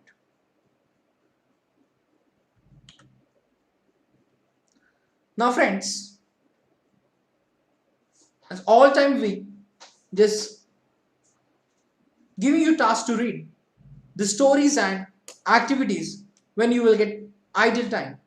But in this chapter, we have to understand the activities, and that is, we'll see the newspaper reports, and then think what would happen if there were no legislatures. After reading each news report, state how the legislature succeed or failed in maintaining control over the executive. Now, we'll discuss the first incident.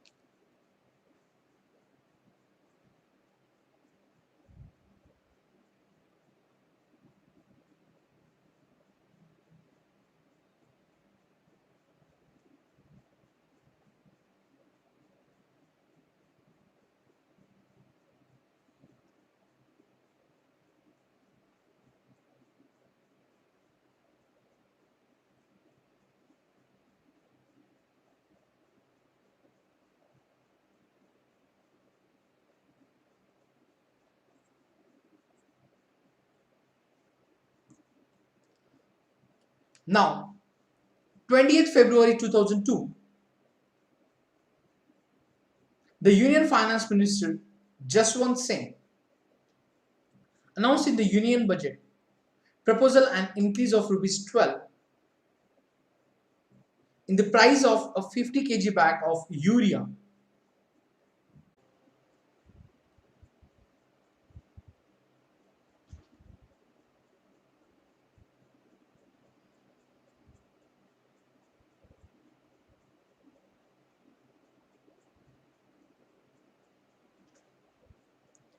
So 11th March 2002, when the finance minister had to roll back the increase in fertilizer prices under the intense opposition pressure. Then on 4 June 1998, the Lok Sabha witnessed acrimonious scenes over the hike in urea and petroleum process.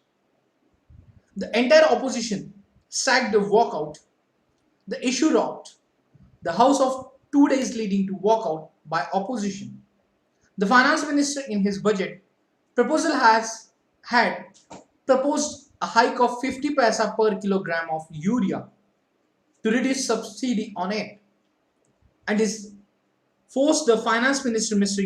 Yashwant Sinha to roll back the hike in urea prices. Next news, that is on 22nd February 1983. In a rare move, the Lok Sabha unanimously decided to suspend official business and give precedence to debate on Assam. Excuse me, sorry. Now, Home Minister PC Sethi made a statement. I seek the cooperation of all members, whatever their views and policies, in promoting harmony among different communities and groups living in Assam. What is needed now is not acrimony but a healing touch. Yes.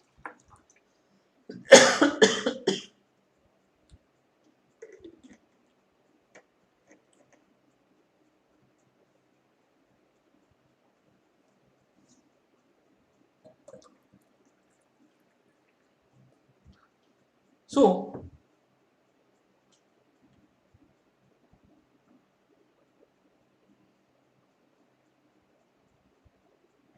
after that, in 1985, the Congress members voiced protest against atrocities on Harijans in Andhra Pradesh. So, friends, these are the events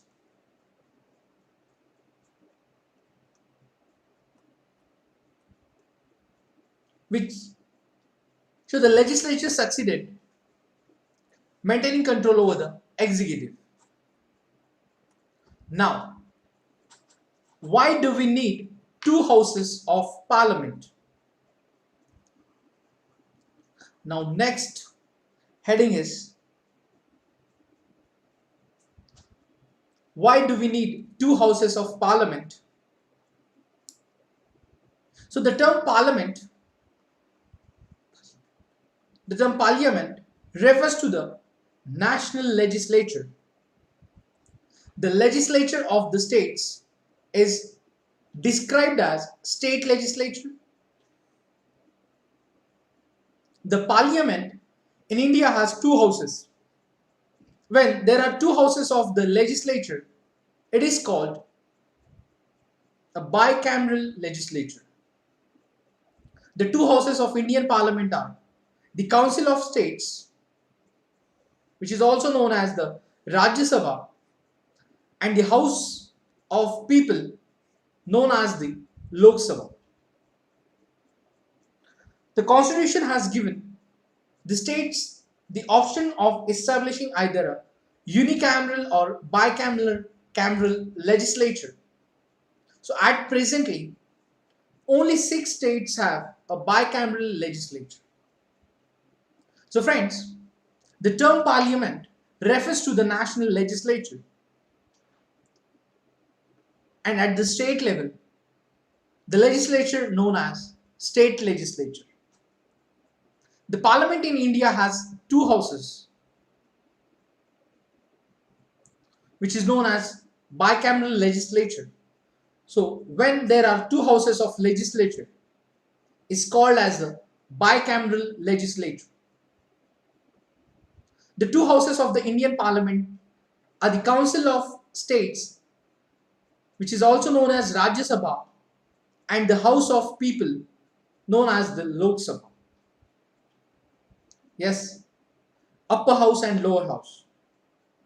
The Constitution has given the states that the option of establishing either a unicameral or bicameral legislature. So at presently only 6 states have a bicameral legislature.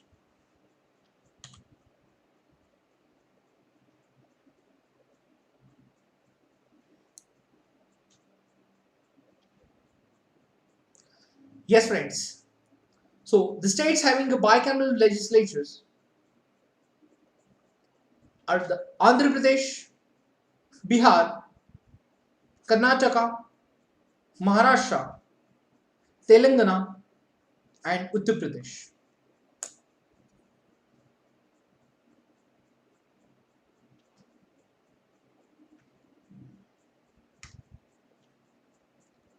Andhra Pradesh, Bihar, Karnataka, Maharashtra, Telangana, and Uttar Pradesh having a bicameral legislature.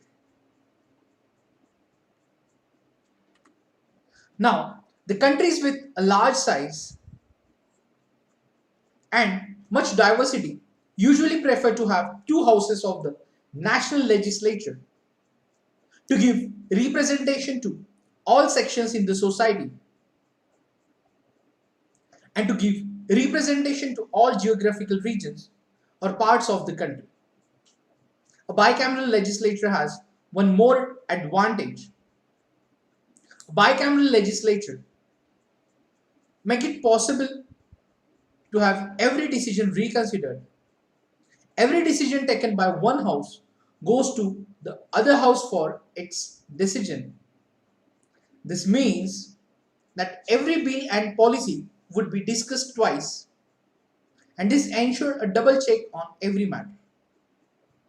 Even if one house takes a decision in haste, that decision will come for discussion in the other house and reconsideration will be possible.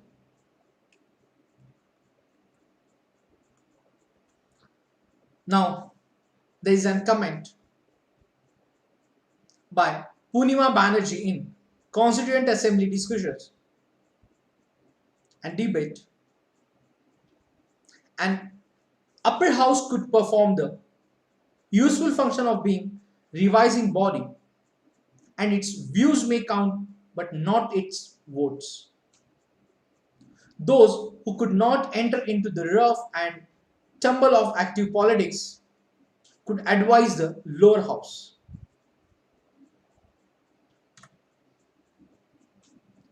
Now, after that, we'll see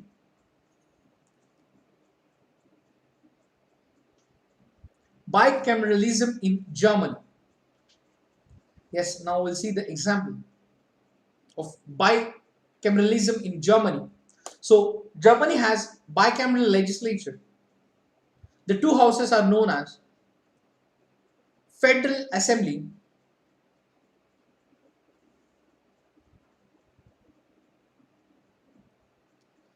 Bundestag and Federal Council, that is Bundesrat. Assembly is elected by a complex system combining direct and proportional representation. For a period of 4 years, the 16 federal states of Germany are represented in the Federal Council, and the 69 states of Bundesrat are divided among states on the basis of range of populations. So these members are generally the ministers in the government at the state level and are appointed, not elected. So by the governments of the federal states. So the members are generally the ministers in the governments at the state level and are appointed, not elected by the governments of the federal states. So according to the German law, all the members from one state have to vote as a block as per the instructions of the state governments, and sometimes due to coalition government at the state level, they fail to reach an agreement and may have an obstacle. The Bundesrat does not vote on all legislative initiatives, but all the policy areas on which the federal states have concurrent power and are responsible for federal regulations must be passed by it. It can also veto such legislation.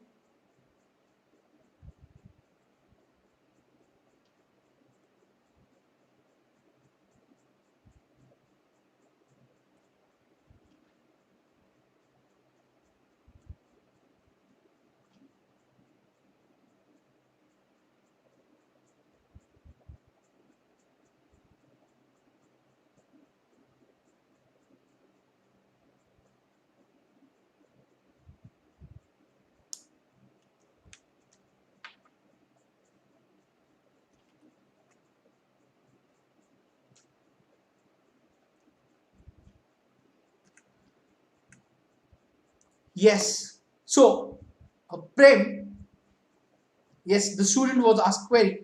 So, our constitution has given the states to option for the establishing either a unicameral or bicameral legislature. Yes, it depends on the state and their leadership for the establishing the unicameral or bicameral legislature. So, as we have discussed, there are 6 states having bicameral legislature, like Andhra Pradesh, Bihar, Karnataka, Maharashtra, Telangana, and Uttar Pradesh.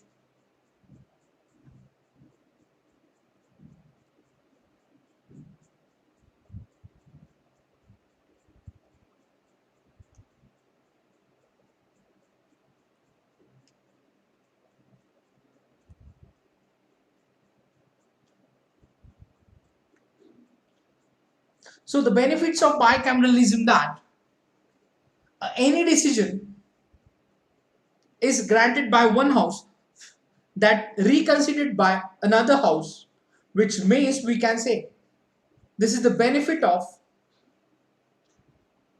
bicameralism for the mature decision, whereas for the effective, we can say the advantage of unicameral is effective decision system.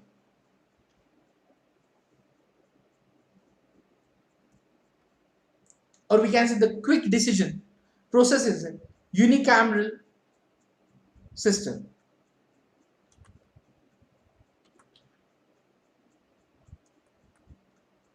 Yes. Now, Rajya Sabha.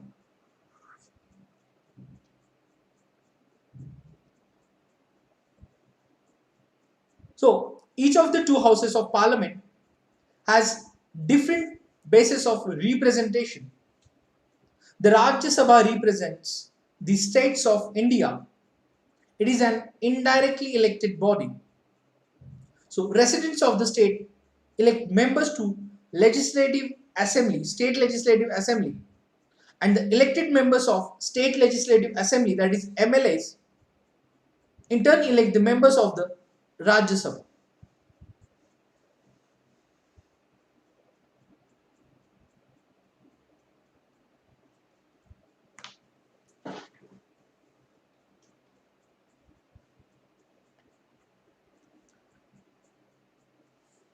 So this decision of the bicameralism is taken by the leadership of that state. For example, any party is in the power of that state, they can decide. You can go, you can just see the example of Andhra Pradesh, or even there are few states.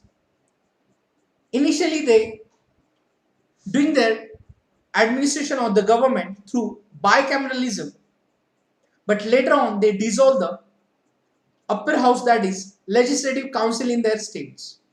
So it's completely depend on their administration or the party in power in that state to decide unicameral or bicameral system. So it's not compulsory by our constitution to all states to establish two houses of the legislature at state level. So only 6 states in India decided, and they are working their day-to-day activities through or the government with bicameralism system.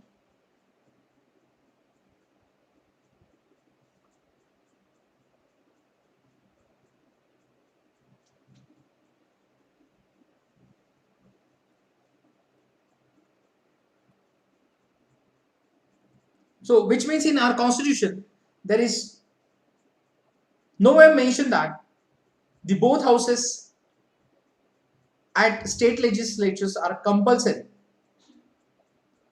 So, few states are in the side of the effective decision through unicameral system, and the 6 states they are following bicameralism.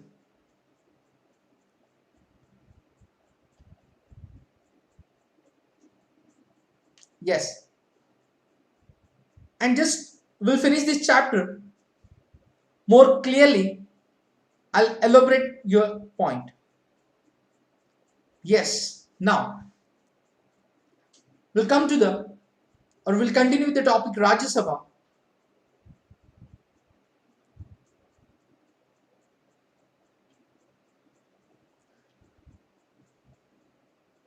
So each of the two houses of parliament has different basis of representation. So the Rajya Sabha represents the states of India. So it is an indirectly elected body. So the residents of state elect members to state legislative assembly, and the elected members of state legislative assembly in turn will elect the members of the Rajya Sabha. So we can imagine two different principles of representation in second chamber.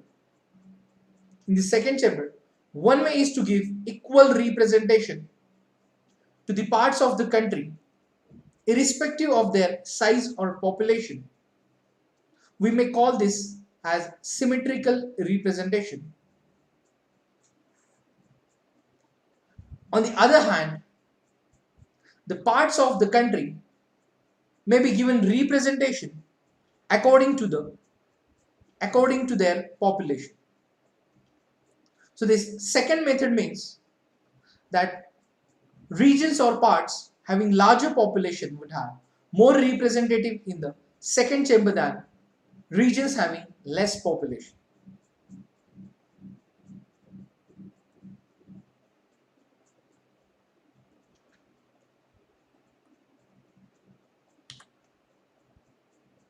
In the USA, yes, Prem Kumar, I'll continue with your doubt at the end of the session. So keep patience.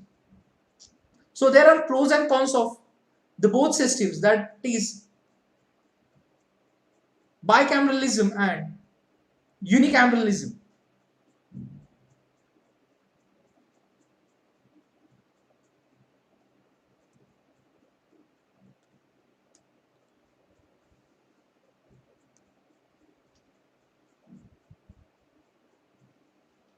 So in the USA, every state has equal representation in the state. This ensures equality of all the states. But this also means that a small state would have the same representation as the larger states. The system of representation adopted for the Rajya Sabha is different from that in the USA. So the number of members to be elected from each state has been fixed by the 4th schedule of the Constitution.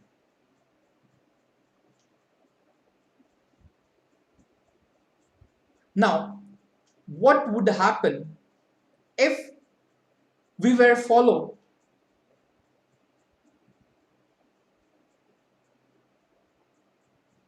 the American system of equality of representation in Rajya Sabha? Then Uttar Pradesh with a population of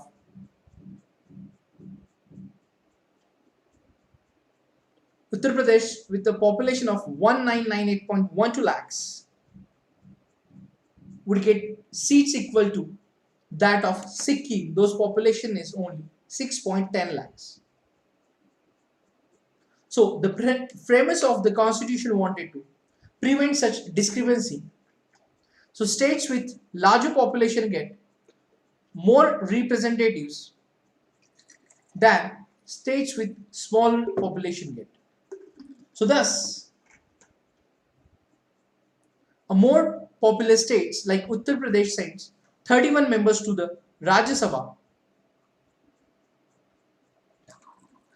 while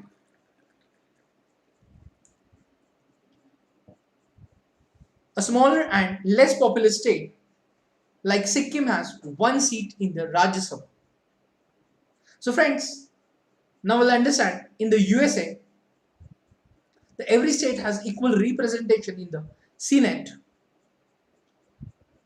This ensures equality of all the states. But this also means that a small state would have the same representation as the larger states. So the system of representation adopted for the Rajya Sabha is different from that in the USA.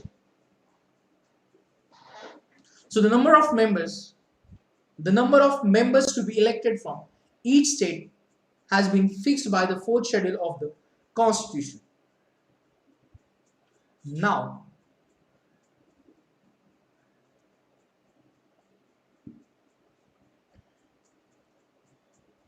just imagine that if we decided to follow the USA or the system of equality of representation in Rajya Sabha, then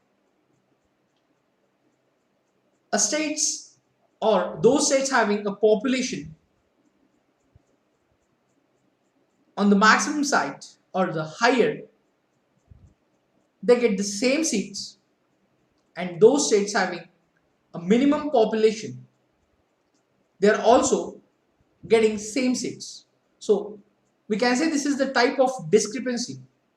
So to avoiding this discrepancy,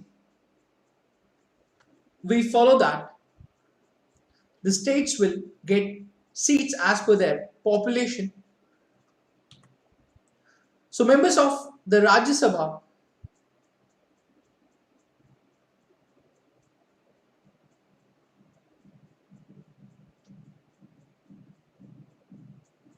are elected for a term of 6 years. They can get re-elected. So all members of the Rajya Sabha do not complete their terms at the same time, which means every 2 years, 1/3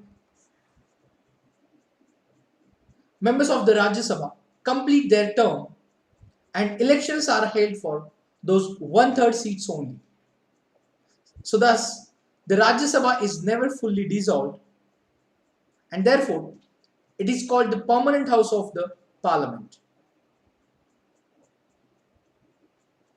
So the advantage of this arrangement is that even when the Lok Sabha is dissolved, the elections are yet to take place.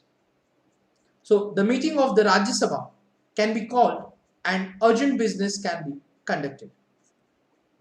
So apart from the elected members, Rajya Sabha also have 12 nominated members. Yes, Rajya Sabha has 12 nominated members. So the president nominates these members, and these nominations are made from among those persons who have made their mark in the fields of literature, science, art, and social service.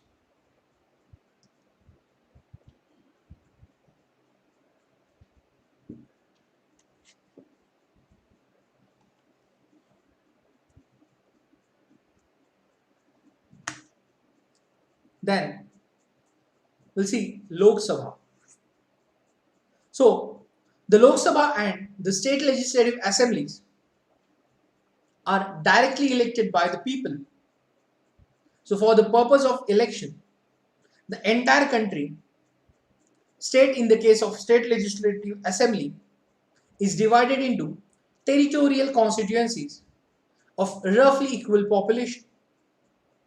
One representative is elected from each constituency through universal adult suffrage, where the value of vote of every individual would be equal to another. Now at present, there are 543 constituencies, and this number has not changed since 1971 census. So at the Lok Sabha, there are 543 constituencies. So the Lok Sabha is elected for a period of 5 years. Thus, so this is the maximum.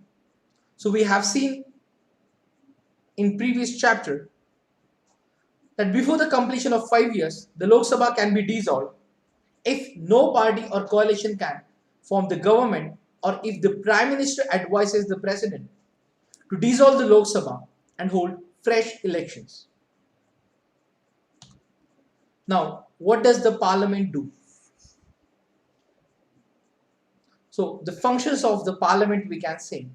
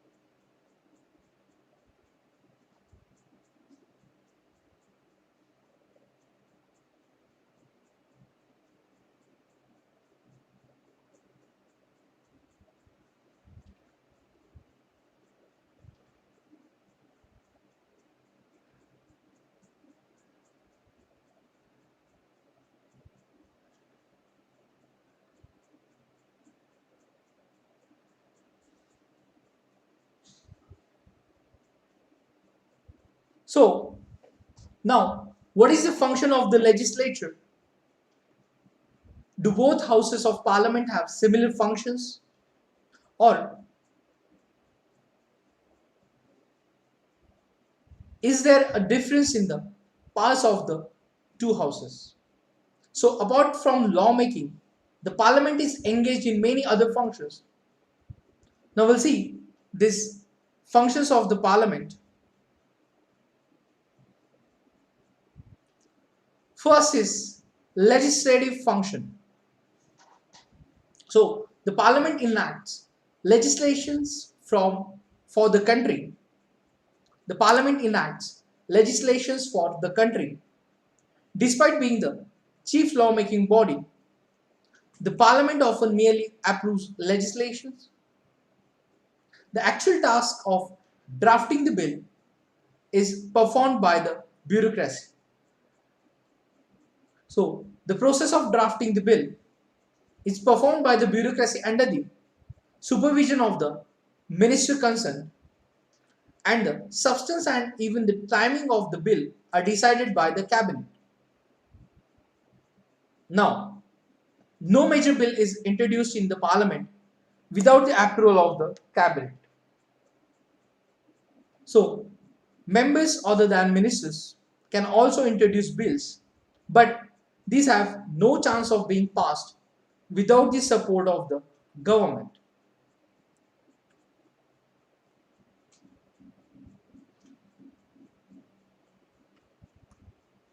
So, this is the legislative function of the Parliament. Now, second is control of executive and ensuring its accountability. So, perhaps the most vital function of the Parliament is to ensure that the executive does not overstep its authority.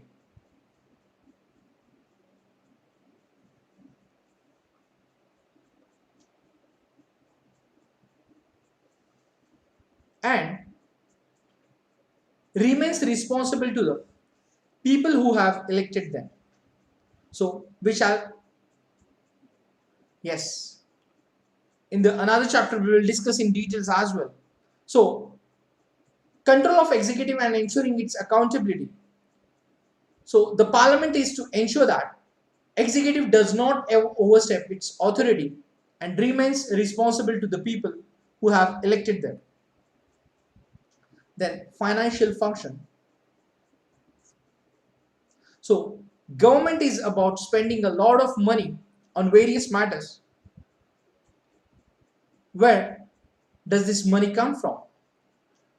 Every government raises resources through taxation. And however, in a democracy, legislature controls taxation and the way in which money is used by the government. And if the government of India proposes to introduce any new tax, it has to get the approval of the Lok Sabha. So the financial powers of the parliament involve grant of resources to the government to implement its programs. The government has to give an account to the legislature about the money it has spent and resources that it wishes to raise. The legislature also ensures that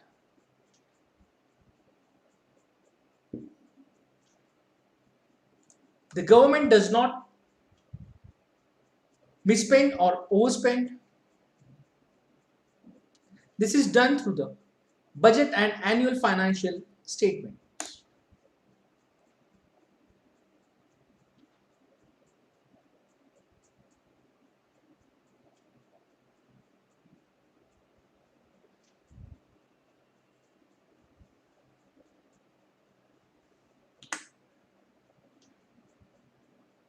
Then the function of representation. So the parliament represents the divergent views of members from different regional, social, economic, religious groups of different parts of the country.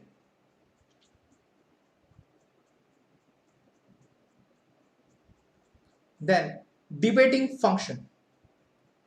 The parliament is the highest forum of debate in the country. There is no limitation on its power of discussion. Members are free to speak on any matter without fear.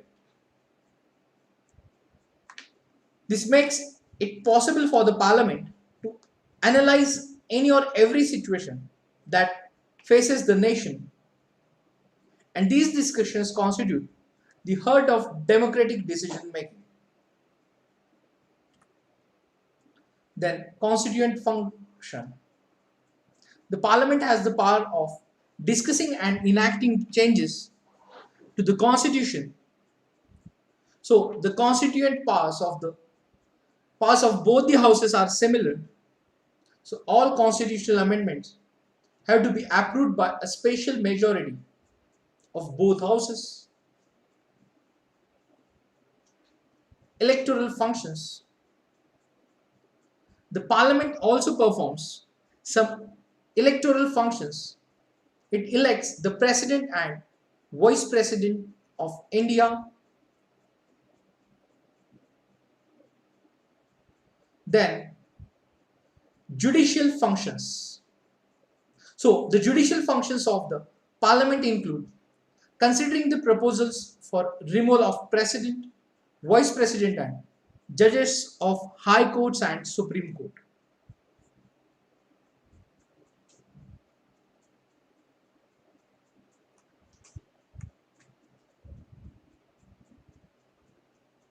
Yes.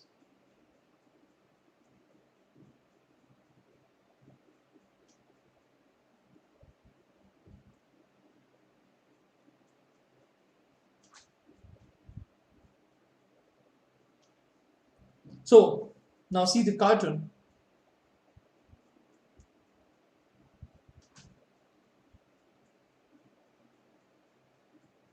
The parliament is the boss and the ministers are looking very humble here.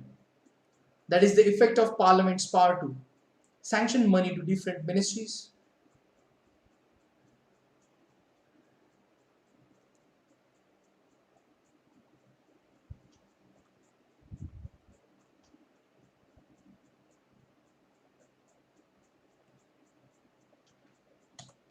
Now we'll see the powers of Rajya Sabha.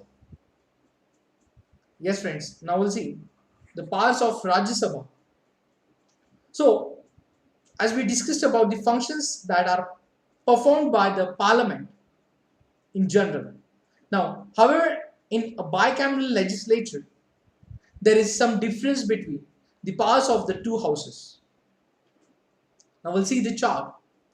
The powers of Lok Sabha makes laws on matters included union list and concurrent list. So the Lok Sabha can introduce and enact money and non-money bills, where the Rajya Sabha considers and approves non-money bills, and suggests amendments to money bills. Then the powers of Lok Sabha. The Lok Sabha approves proposals for taxation, budgets, and annual financial statements, whereas Rajya Sabha approves constitutional amendments. Then Lok Sabha controls the executive by asking questions, supplementary questions, resolutions and motions, and through no confidence motion. So Rajya Sabha exercise control over executive by asking questions, introducing motions and resolutions. Lok Sabha amends the constitution. Yes, Rajya Sabha participates in the election and removal of the president, vice president, judges of Supreme Court and High Court. It can alone initiate the procedure for removal of vice president. So these are the powers of Rajya Sabha.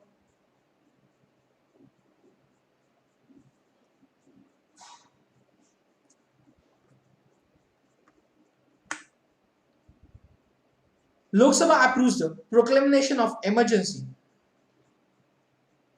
where the Rajya Sabha can give Union Parliament power to make laws on matters included in the state list.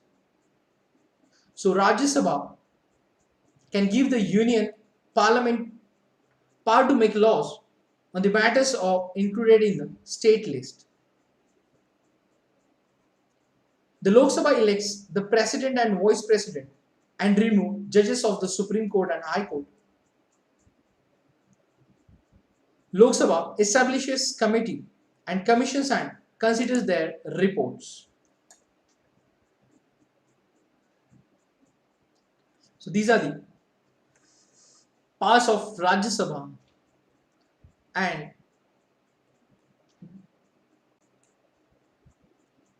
both the powers of Lok Sabha and Rajya Sabha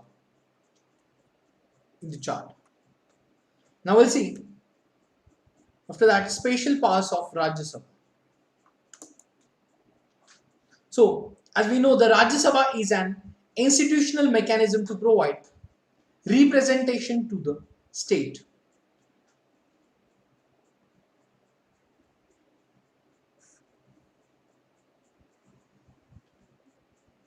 Its purpose is to protect the powers of the state.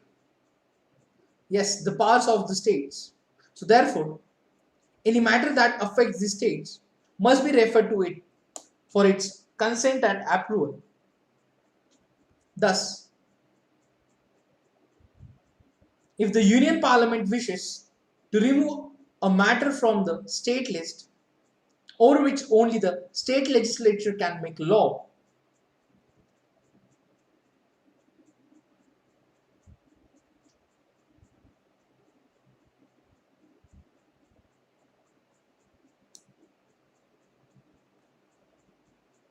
so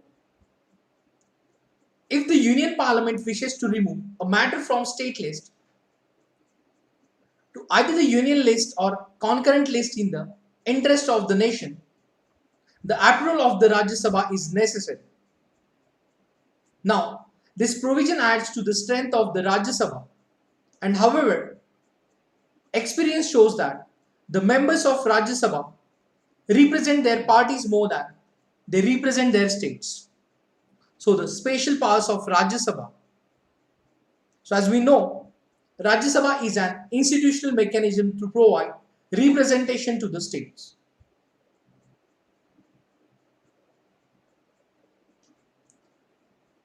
So purpose is to protect powers of the states, and any matter that affects the states must be referred to it for its consent and approval. So after that we'll see the powers exercised only by the Lok Sabha. Then there are powers that only the Lok Sabha exercises. The Rajya Sabha cannot initiate, reject or amend money bills. The Council of Ministers is responsible to the Lok Sabha and not Rajya Sabha. Yes, just note down the point that. Friends, the examiner will ask you the question in statement forms. So the Council of Ministers is responsible to the Lok Sabha and Rajya Sabha. Now correct the sentence. So just remember that the Council of Ministers is responsible to only the Lok Sabha, not the Rajya Sabha. So therefore Rajya Sabha can criticize the government but cannot remove it. Now, the Rajya Sabha is elected by MLAs and not directly by the people.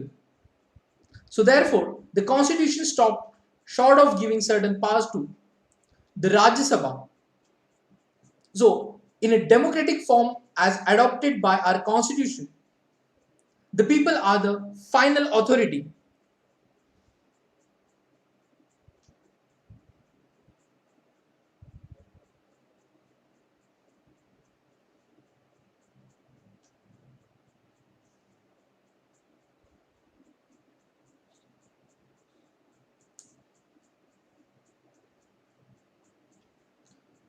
But by this logic, the representatives directly elected by the people should have the crucial powers of removing a government and controlling the finances.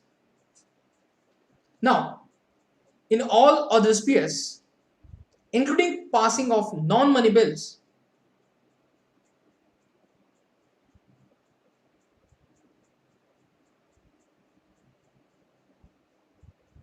constitutional amendments and impeaching the president and removing the vice president, the powers of Lok Sabha and Rajya Sabha are co-equal.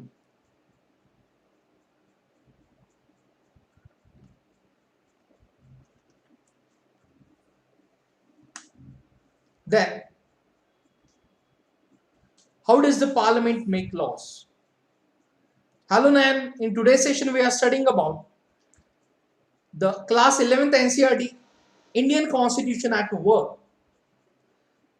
Yes, Prem, your point to be noted, but there are other students also in the class or they are watching the videos. So we need to cover each and everything from the NCERTs in this slower pace as well. So definitely we'll consider your suggestion as well. So now next point is, how does the parliament make laws? So the basic function of any legislature is to make laws for its people. Now, a definite procedure is followed in the process of making law. So some of the procedures of the lawmaking are mentioned in the constitution. And while some have evolved from conventions, follow bill through a legislative process, and you will clearly see that the lawmaking process is technical and even tedious. So there are ways to implement the law or the process of making law which followed by the procedure. So here we'll see the details. Now see, the people's input to the committees gives report. Then House may or may not accept the report.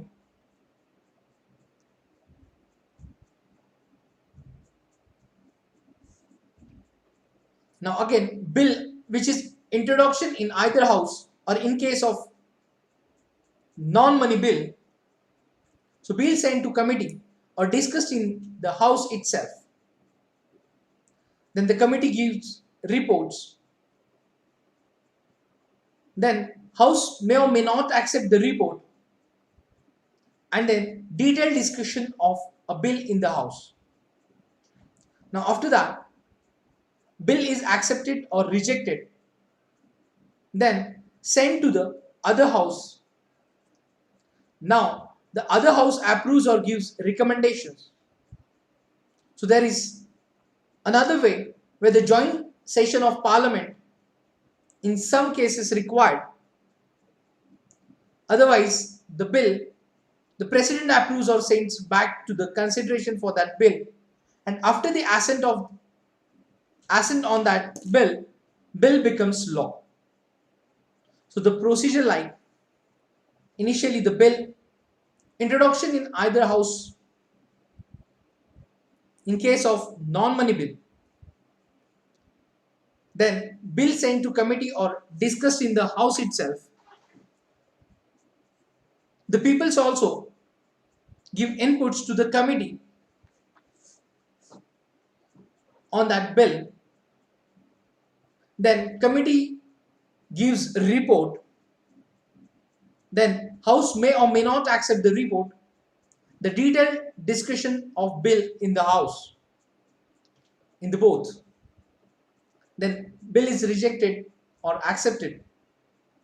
Then after from one house to bill is handed over to the other house or sent to the other house, and then other house approves or gives recommendations.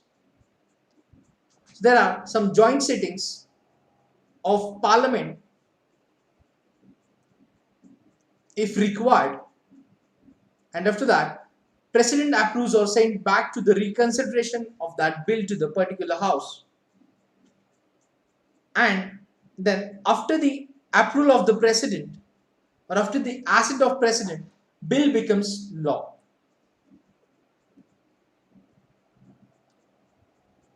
Now, a bill is a draft of proposed law. So there can be different types of bills. When a non-ministerial proposes a bill, it is called private members bill. A non-ministerial proposes a bill, it is called private members bill. So a bill proposed by a minister is described as government bill. So let us now see the different stages of in the life of a bill, and before that, types of bills. Government bill, private members bill, non-money bill, money bill, non-money bill like ordinary bill, and constitution amendment bill.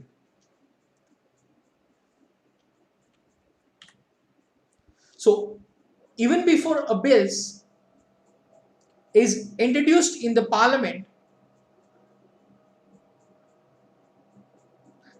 there may be a lot of debate on the need for introducing such a bill. So political party may pressurize the government to initiate a bill in order to fulfill its election promises or to improve its chances of winning forthcoming elections. So the interest groups, media and citizens forums may also pursue the government for a particular legislation. The lawmaking is thus not merely a legal procedure but also a political course of action. So the preparation of a bill itself involves many considerations such as resources required to implement the law, the support or opposition that the bill is likely to produce, and the impact that the law one may have on the electoral prospect of the ruling party, etc. So, in the era of coalition politics especially, a bill proposed by the government has to acceptable to all the partners of the coalition, and such practical consideration can hardly be ignored.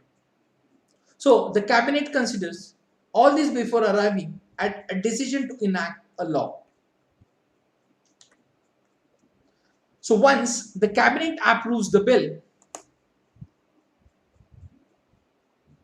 once the cabinet approves the policy behind the legislation, the task of the drafting legislation begins, and the draft of any bill is prepared by the concerned ministry. Now, for instance, a bill raising the marriageable age of girls from 18 to 21 will be prepared by the law ministry, and the Ministry of Women and Child Welfare may also be involved in it. So within the parliament, a bill may be introduced in the Lok Sabha or Rajya Sabha by a member of the house. So, but often a minister responsible for the subject introduces the bill. Now, a money bill can be introduced only in Lok Sabha. Once passed there, it is sent to the Rajya Sabha.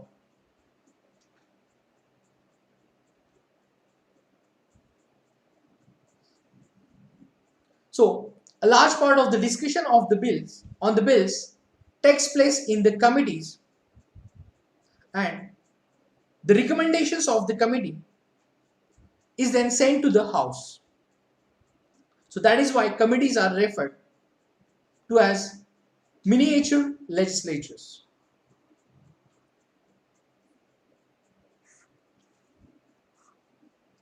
So this is the second stage in the lawmaking process. And in the third and final stage, the bill is voted upon, which means if a non-money bill is passed by one house, it is sent to other house, where it goes through exactly the same procedure. So as we know, a bill has to be passed by both houses of enactment, and if there is disagreement between the two houses on the proposed bill, the attempt is made to resolve it through joint session of parliament. And in the few instances when joint session of the parliament were called to resolve a deadlock, and the decision has always gone in favor of the Lok Sabha. So a bill has to be passed by both houses for enactment, and if there is disagreement between the two houses on the proposed bill, attempt is made to resolve it through joint session of parliament.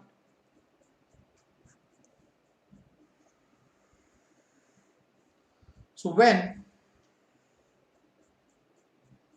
there is disagreement between the two houses on the proposed bill, then attempts is made to resolve this deadlock through joint session of parliament. Then in the few instances when joint sessions of the parliament were called,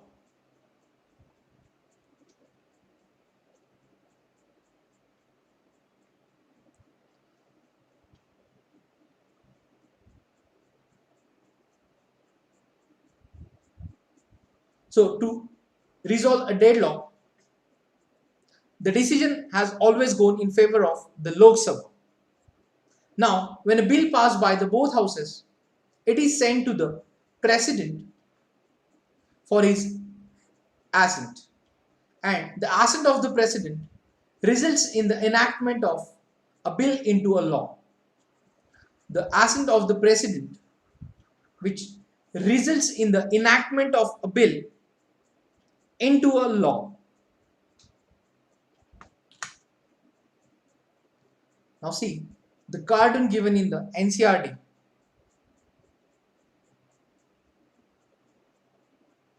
Is this how they follow the rules of the game? Now, Article 109. Yes, friends. Article 109, which talked about the special procedure in respect of money bills.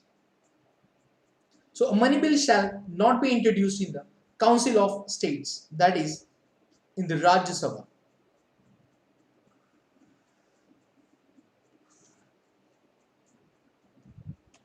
So, Article 109 describes as a special procedure in respect of money bills.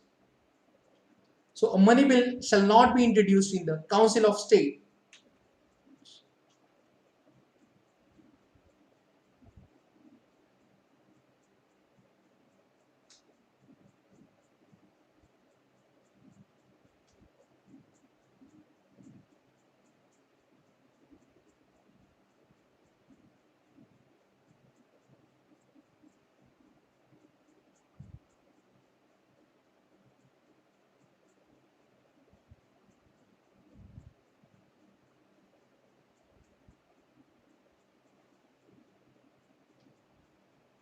So, now, how does the Parliament control the executive? Now, see, we'll see how does the Parliament control the executive.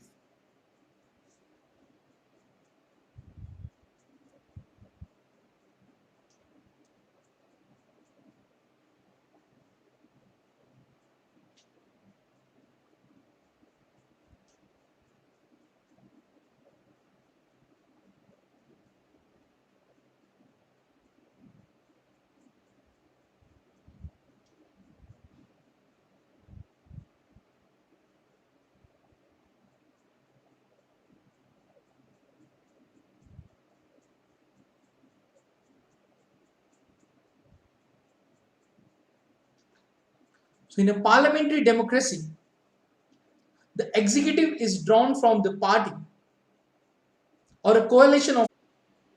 Perhaps the questionnaire is the most effective method of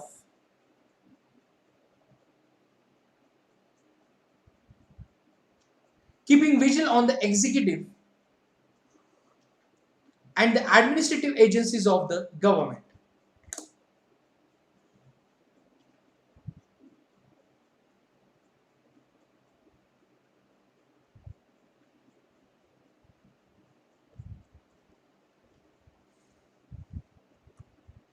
So, members of parliament have shown great interest in questionnaire and maximum attendance is recorded during this time. So, most of the questions aim at eliciting information from the government on issues of public interest, such as price rise, availability of food grains, atrocities on weaker sections of the society, rights, black marketing, etc. So, this gives the members an opportunity to criticize the government and represent the problems of their constituencies. So, the discussions during the question are so heated that it is not uncommon to see members raise their voice, walk to the well of the house, or walk out in protest to make their point. So, this results in considerable loss of legislative time. At the same time, we must remember that many of these actions are political techniques to gain concession from government and in the process force executive accountability. Then there is approval and ratification of laws. So parliamentary control is also exercised through its power of ratification. A bill can become a law only with the approval of the parliament. A government that has the support of disciplined majority may not find it difficult to get the disapproval of the legislature. Such approvals, however, cannot be taken for granted. They are the products of intense bargaining and negotiations amongst the members of ruling party or coalition of parties, and even government and opposition. If the government has majority in Lok Sabha but not in the Rajya Sabha, which has happened during the Janata Party rule in 1977 and NDA rule in 2000, so the government will be forced to make substantial concessions to gain the approval of both the houses. Many bills, such as the Lok Sabha bill, have failed enactment. Prevention of Terrorism Bill 2002 was rejected by the Rajya Sabha. Then, financial control. As mentioned earlier, financial resources to implement the programs of the government are granted through the budget. Preparation and presentation of budget for the approval of the legislature is constitutional obligation of the government, and this obligation allows the legislature to exercise control over the purse strings of the government. The legislature may refuse to grant resources to the government, and this seldom happens because the government ordinarily enjoys support of the majority in the parliamentary system. So nevertheless, before granting money, the Lok Sabha can discuss the reasons for which the government requires money. So it can inquire into cases of misuse of funds on the basis of the report of the Controller and Auditor General and Public Accounts Committees. But the legislative control is not only aimed at financial property, and the legislature is concerned about the policies of government that are reflected in the budget. Though financial control, the legislature controls the policy of the government. Through financial control, the legislature controls the policy of the government. Then, no confidence motion.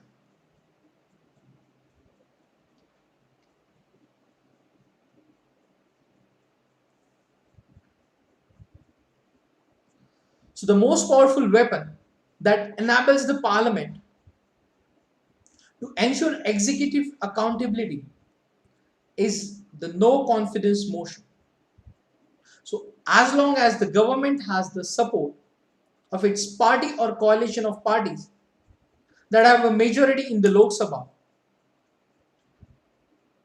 the power of the House to dismiss the government is fictional rather than real.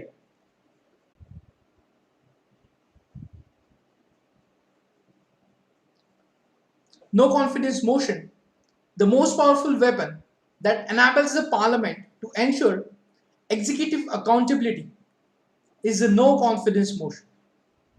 So as long as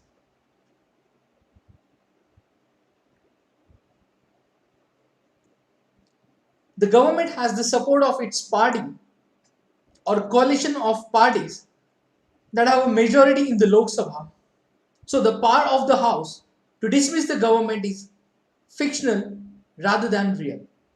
And however, after 1989, several governments have been forced to resign due to lack of confidence of the House. Each of these governments lost the confidence of the Lok Sabha because they failed to retain the support of their coalition partners. Thus, the parliament can effectively control the executive and ensure a more responsive government. It is, however, important for this purpose that there is adequate time at the disposal of the House. The members are interested in discussion and participate effectively, and there is willingness to compromise amongst the government and the opposition.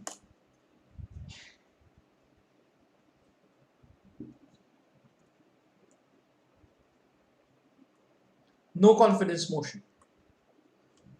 So, in the last 2 decades, there has been a gradual decline in the sessions of the Lok Sabha and state legislative assemblies, and time spent on debates. Moreover, the houses of the parliament have been plagued by absence of quorum, boycott of sessions by members of opposition, which deprive the house the power to control the executive through discussion.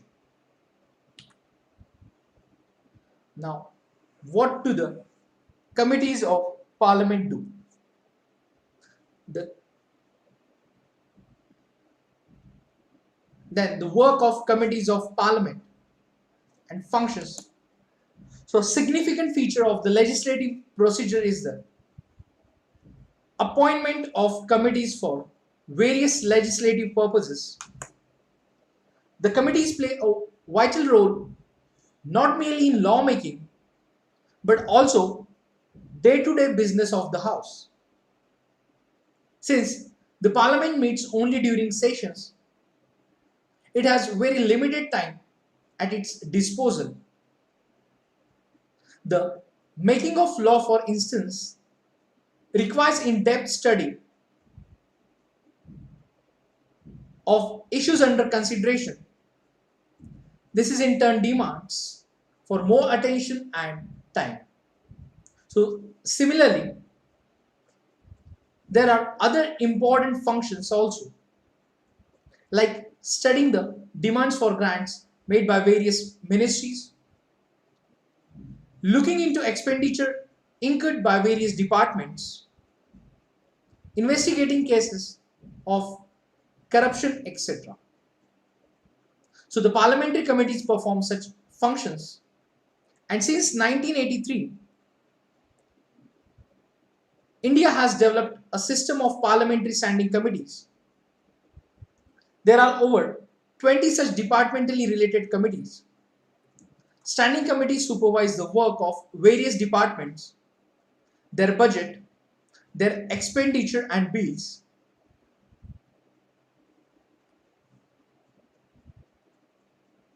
That come up in the house relating to the department.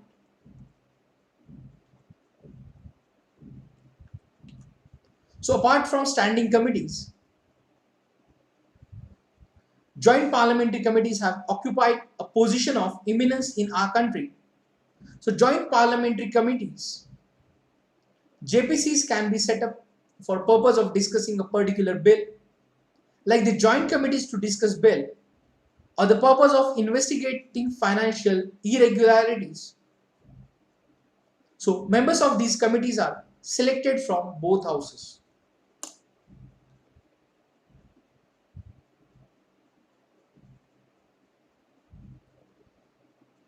The committee system has reduced the burden on the parliament. Many important bills have been referred to committees. The parliament has merely approved the work done in committees with few occasional alterations. Of course, legally speaking, no bill can become law and no budget will sanction unless approved by parliament. But the parliament rarely rejects the suggestions made by the committees. So, a statement by the N.V. Gadgil in Constituent Assembly debates. The nature of the legislature is such that there are restrictions only so far procedure is concerned. But in substance, there is no restriction, no limitation on the sovereignty of the legislature or parliament. N.V. Gadgil in the Constituent Assembly debate. Now, how does the parliament regulate itself? So, parliament, as mentioned earlier, is a debating forum. It is through debates that the parliament performs all its vital functions. Such discussions must be meaningful and orderly so that the functions of the parliament are carried out smoothly and its dignity is intact. The constitution itself has made certain provisions to ensure smooth conduct of business. The presiding officer of the legislature is the final authority in matters of regulating the businesses of the legislature.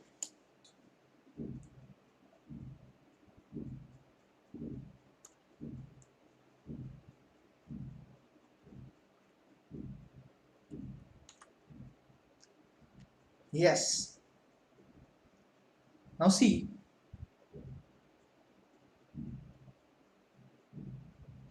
the cartoon. So we are not walking out.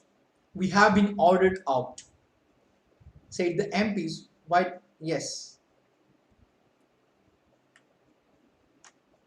So there is one more way in which the presiding officers control the behavior of members. So you may have heard about the anti-defection law. Most of the members of the legislatures are elected on the ticket of some political party. What would happen if they decide to leave the party after getting elected? For many years after independence, this issue was unresolved. And finally, there was an agreement among the parties that a legislator who is elected on one party's ticket must be restricted from defecting to another party. An amendment to the constitution was made, 52nd Amendment Act in 1985, which is known as the Anti-Defection Amendment. It has also been subsequently modified by the 91st Amendment. So the presiding officer of the House is authority who takes final decision on all such cases.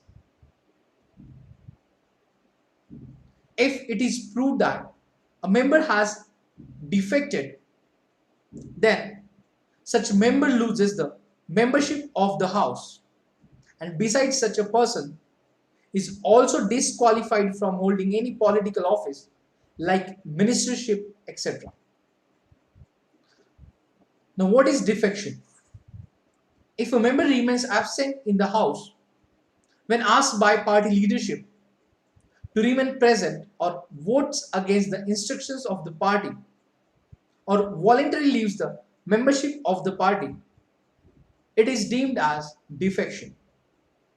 The experience of the party 20 of the past 20 years shows that the anti-defection amendment has not been able to curb defections, but it has given additional powers to the party leadership and the presiding officers of the legislature over the members.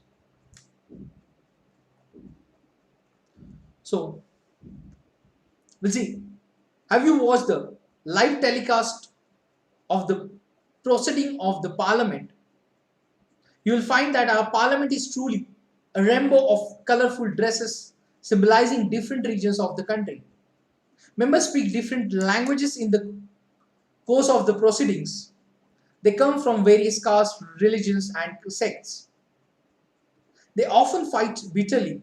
Many times, an impression is created that they are wasting the time and money of the nation.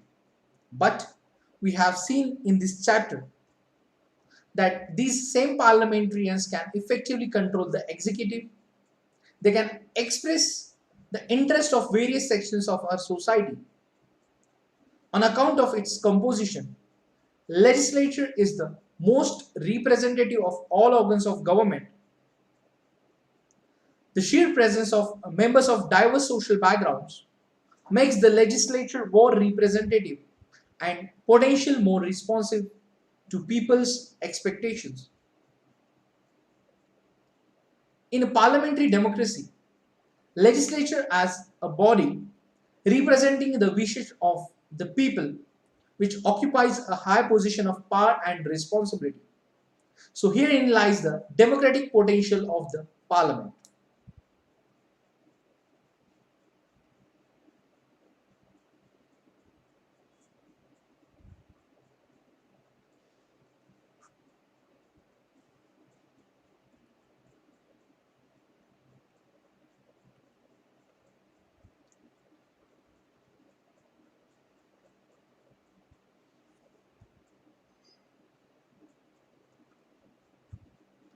Yes, friends. So Unacademy is providing huge discount on our combo subscriptions. So you will get this huge discounted till limited period, that is the 26th May. Now you can go with the 1 year or 2 year subscription with our combo subscription like GS and optional, where in 1 year subscription you have to pay only 57,500 rupees, and for 2 years course you have to pay 83,100 rupees. For iconic GS and optional subscription, for 1 year subscription you have to pay only 76,500 instead of 1 lakh 2,000, and in 2 years course you have to pay only 1,17,750 instead of 1,55,750. So friends, do not forget or do not rethink to grab the opportunity of huge discount on combo subscription, and the offer is valid till 26th May.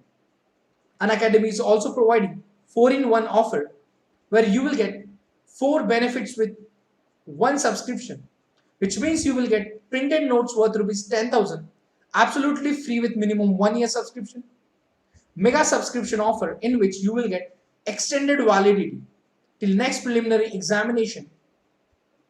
For example, in 1 year course you will get guaranteed validity till next preliminary examination 2022. Then those aspirants facing financial constraints, they can go with the loan facility from Unacademy. So Unacademy is providing loans for UPSC subscription. So now you can chase your dream with Unacademy and 10% discount using referral code RBI Live. So friends, this 4-in-1 offer is valid for minimum 1 year subscription. So hurry up and enroll yourself. Now those aspirants will go with minimum 2 years of iconic subscription. First 100 aspirants will eligible for one-on-one personal mentoring by top educators. We are also providing iconic and plus subscription. So those aspirants are pursuing their graduation or after their 12th examination, planning to start their preparation, they can go with iconic subscription. So in our iconic subscription you will get additional features of plus courses, along with that personal guidance, study planner, study material, expert guidelines and test analysis. In plus courses, aspirants getting live classes, structured courses, weekly test and unlimited access for live and recorded classes. So for 2 years of plus course, you have to only pay 64,800 rupees for 24 months. And for iconic 24 months, you have to pay only 1,04,175 with using referral code RBI Live. Yes, so you will get 10% discount. So after discount, you have to pay these amounts. These are the paid subscriptions available for 1 year, 2 year and 3 year course. So friends, you can go with the plus or iconic subscription as per your convenience. We are going to start new batch from 26th May. So friends, those aspirants are looking for regular batches, that we have 1 year, 2 year batches and NCRT batches. And for revision, we have Phoenix and Gurukul revision batches. You can join these batches as per your convenience. Free test series for all aspirants. So friends, just you have to use code RBI Live to unlock the test, where we will cover complete general studies and current affairs part. So go with the free test series by Unacademy. And Unacademy Combat, we are conducting combat on every Sunday morning 11 AM. The combat is available in Hindi and English medium. So those aspirants are looking to participate in combat, they will evaluate themselves along with the scholarship program as well. So according to your rank, you will eligible for scholarships as well. So this is time to evaluate your preparation with other aspirants in the country. So go with the Unacademy Combat and you can enroll with the code RBI Life. So test series and combat is absolutely free for all aspirants.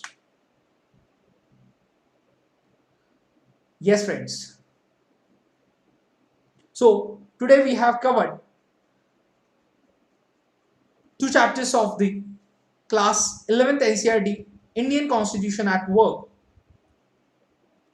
We have covered executive and legislature. In previous sessions we have covered already these three chapters. Now today we have covered executive and legislature. So in executive we discuss about the what is an executive, different types of executive, parliamentary executive in India,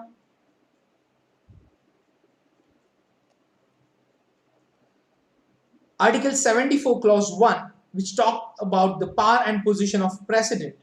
So there shall be a council of ministers with the Prime Minister at the head to aid and advise the President, who shall in the exercise of his functions act in accordance with such advice. So provided that the President may require the Council of Ministers to reconsider such advice, and the President shall act in accordance with the advice tendered after such reconsideration. We have discussed discretionary powers of the President, then President's role in choosing the Prime Minister, then we have covered the Vice President of India, then we have discussed Prime Minister and Council of Ministers.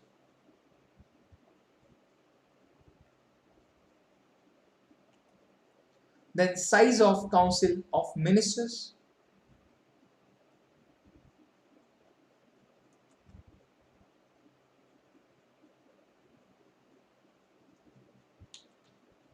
Then permanent executive, that is bureaucracy, we have covered.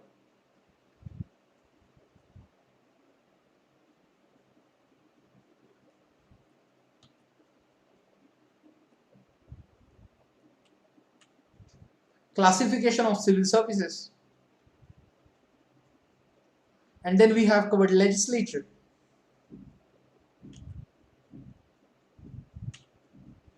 Then we have covered the need of parliament. Then two houses of parliament. Yes. Now just I'll answer the question of one of the student. He was asking why all states don't have this bicameral legislature. So in constitution we don't have that provision compulsion to the states to having bicameral legislature. But there are pros and cons of bicameral legislature, which means every decision to be passed by the both houses. Sometimes it's taking time to finalize decision, and in unicameral legislature we can say the decision process is a little bit faster.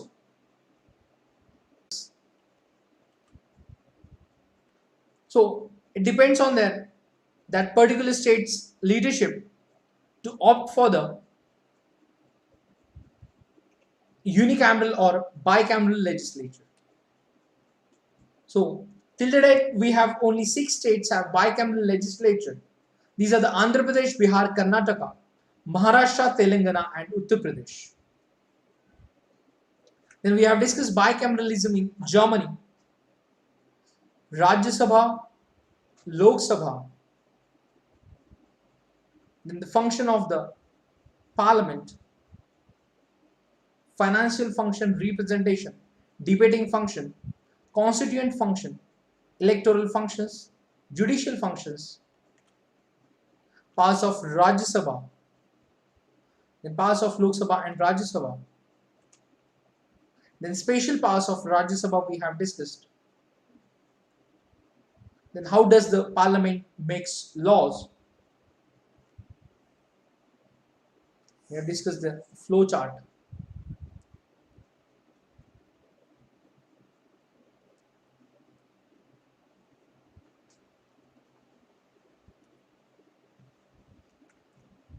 Yes. After that, we have discussed the types of bills. So Article 109, which talked about the special procedure in respect of money bills. So money bills shall not be introduced in the Council of States, that is in Rajya Sabha. Then we have covered the Parliament control, the executive, instruments of parliamentary control like deliberation and discussion, approval or refusal of laws, financial control, and no confidence motion.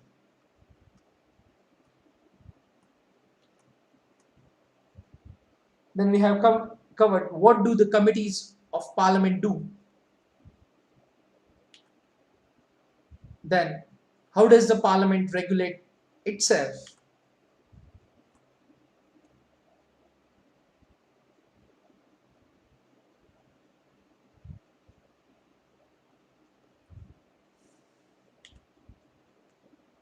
So friends, then we have came to the conclusion as well.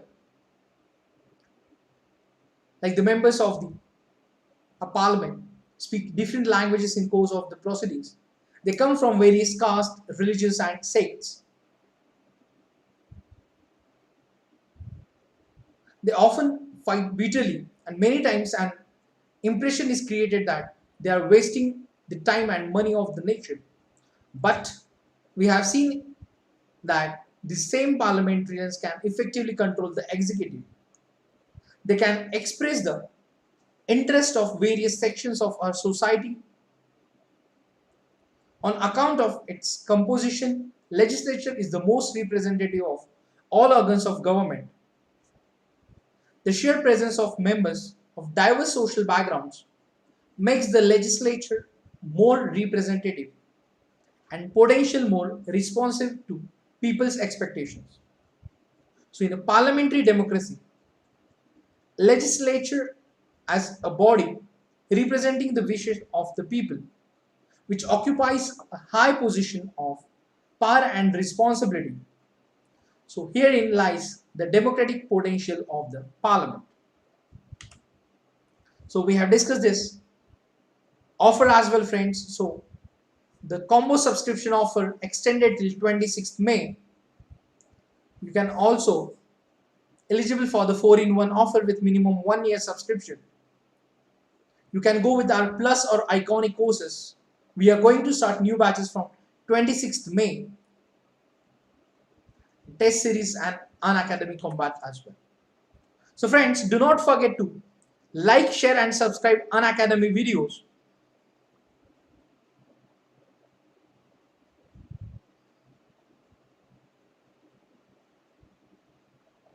Unacademy is providing assistance to achieve your goal of UPSC CSE.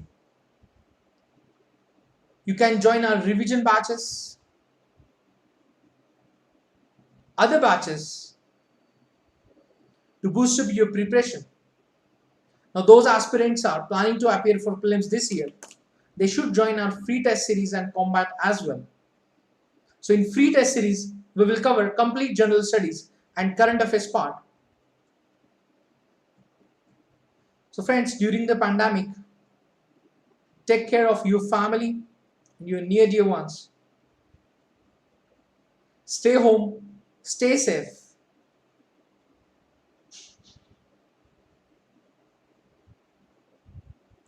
See you in the next lecture with new topic, or in the next marathon session, we will complete remaining topics of class 11th NCRT. So that's it for today's session. All the best. Take care.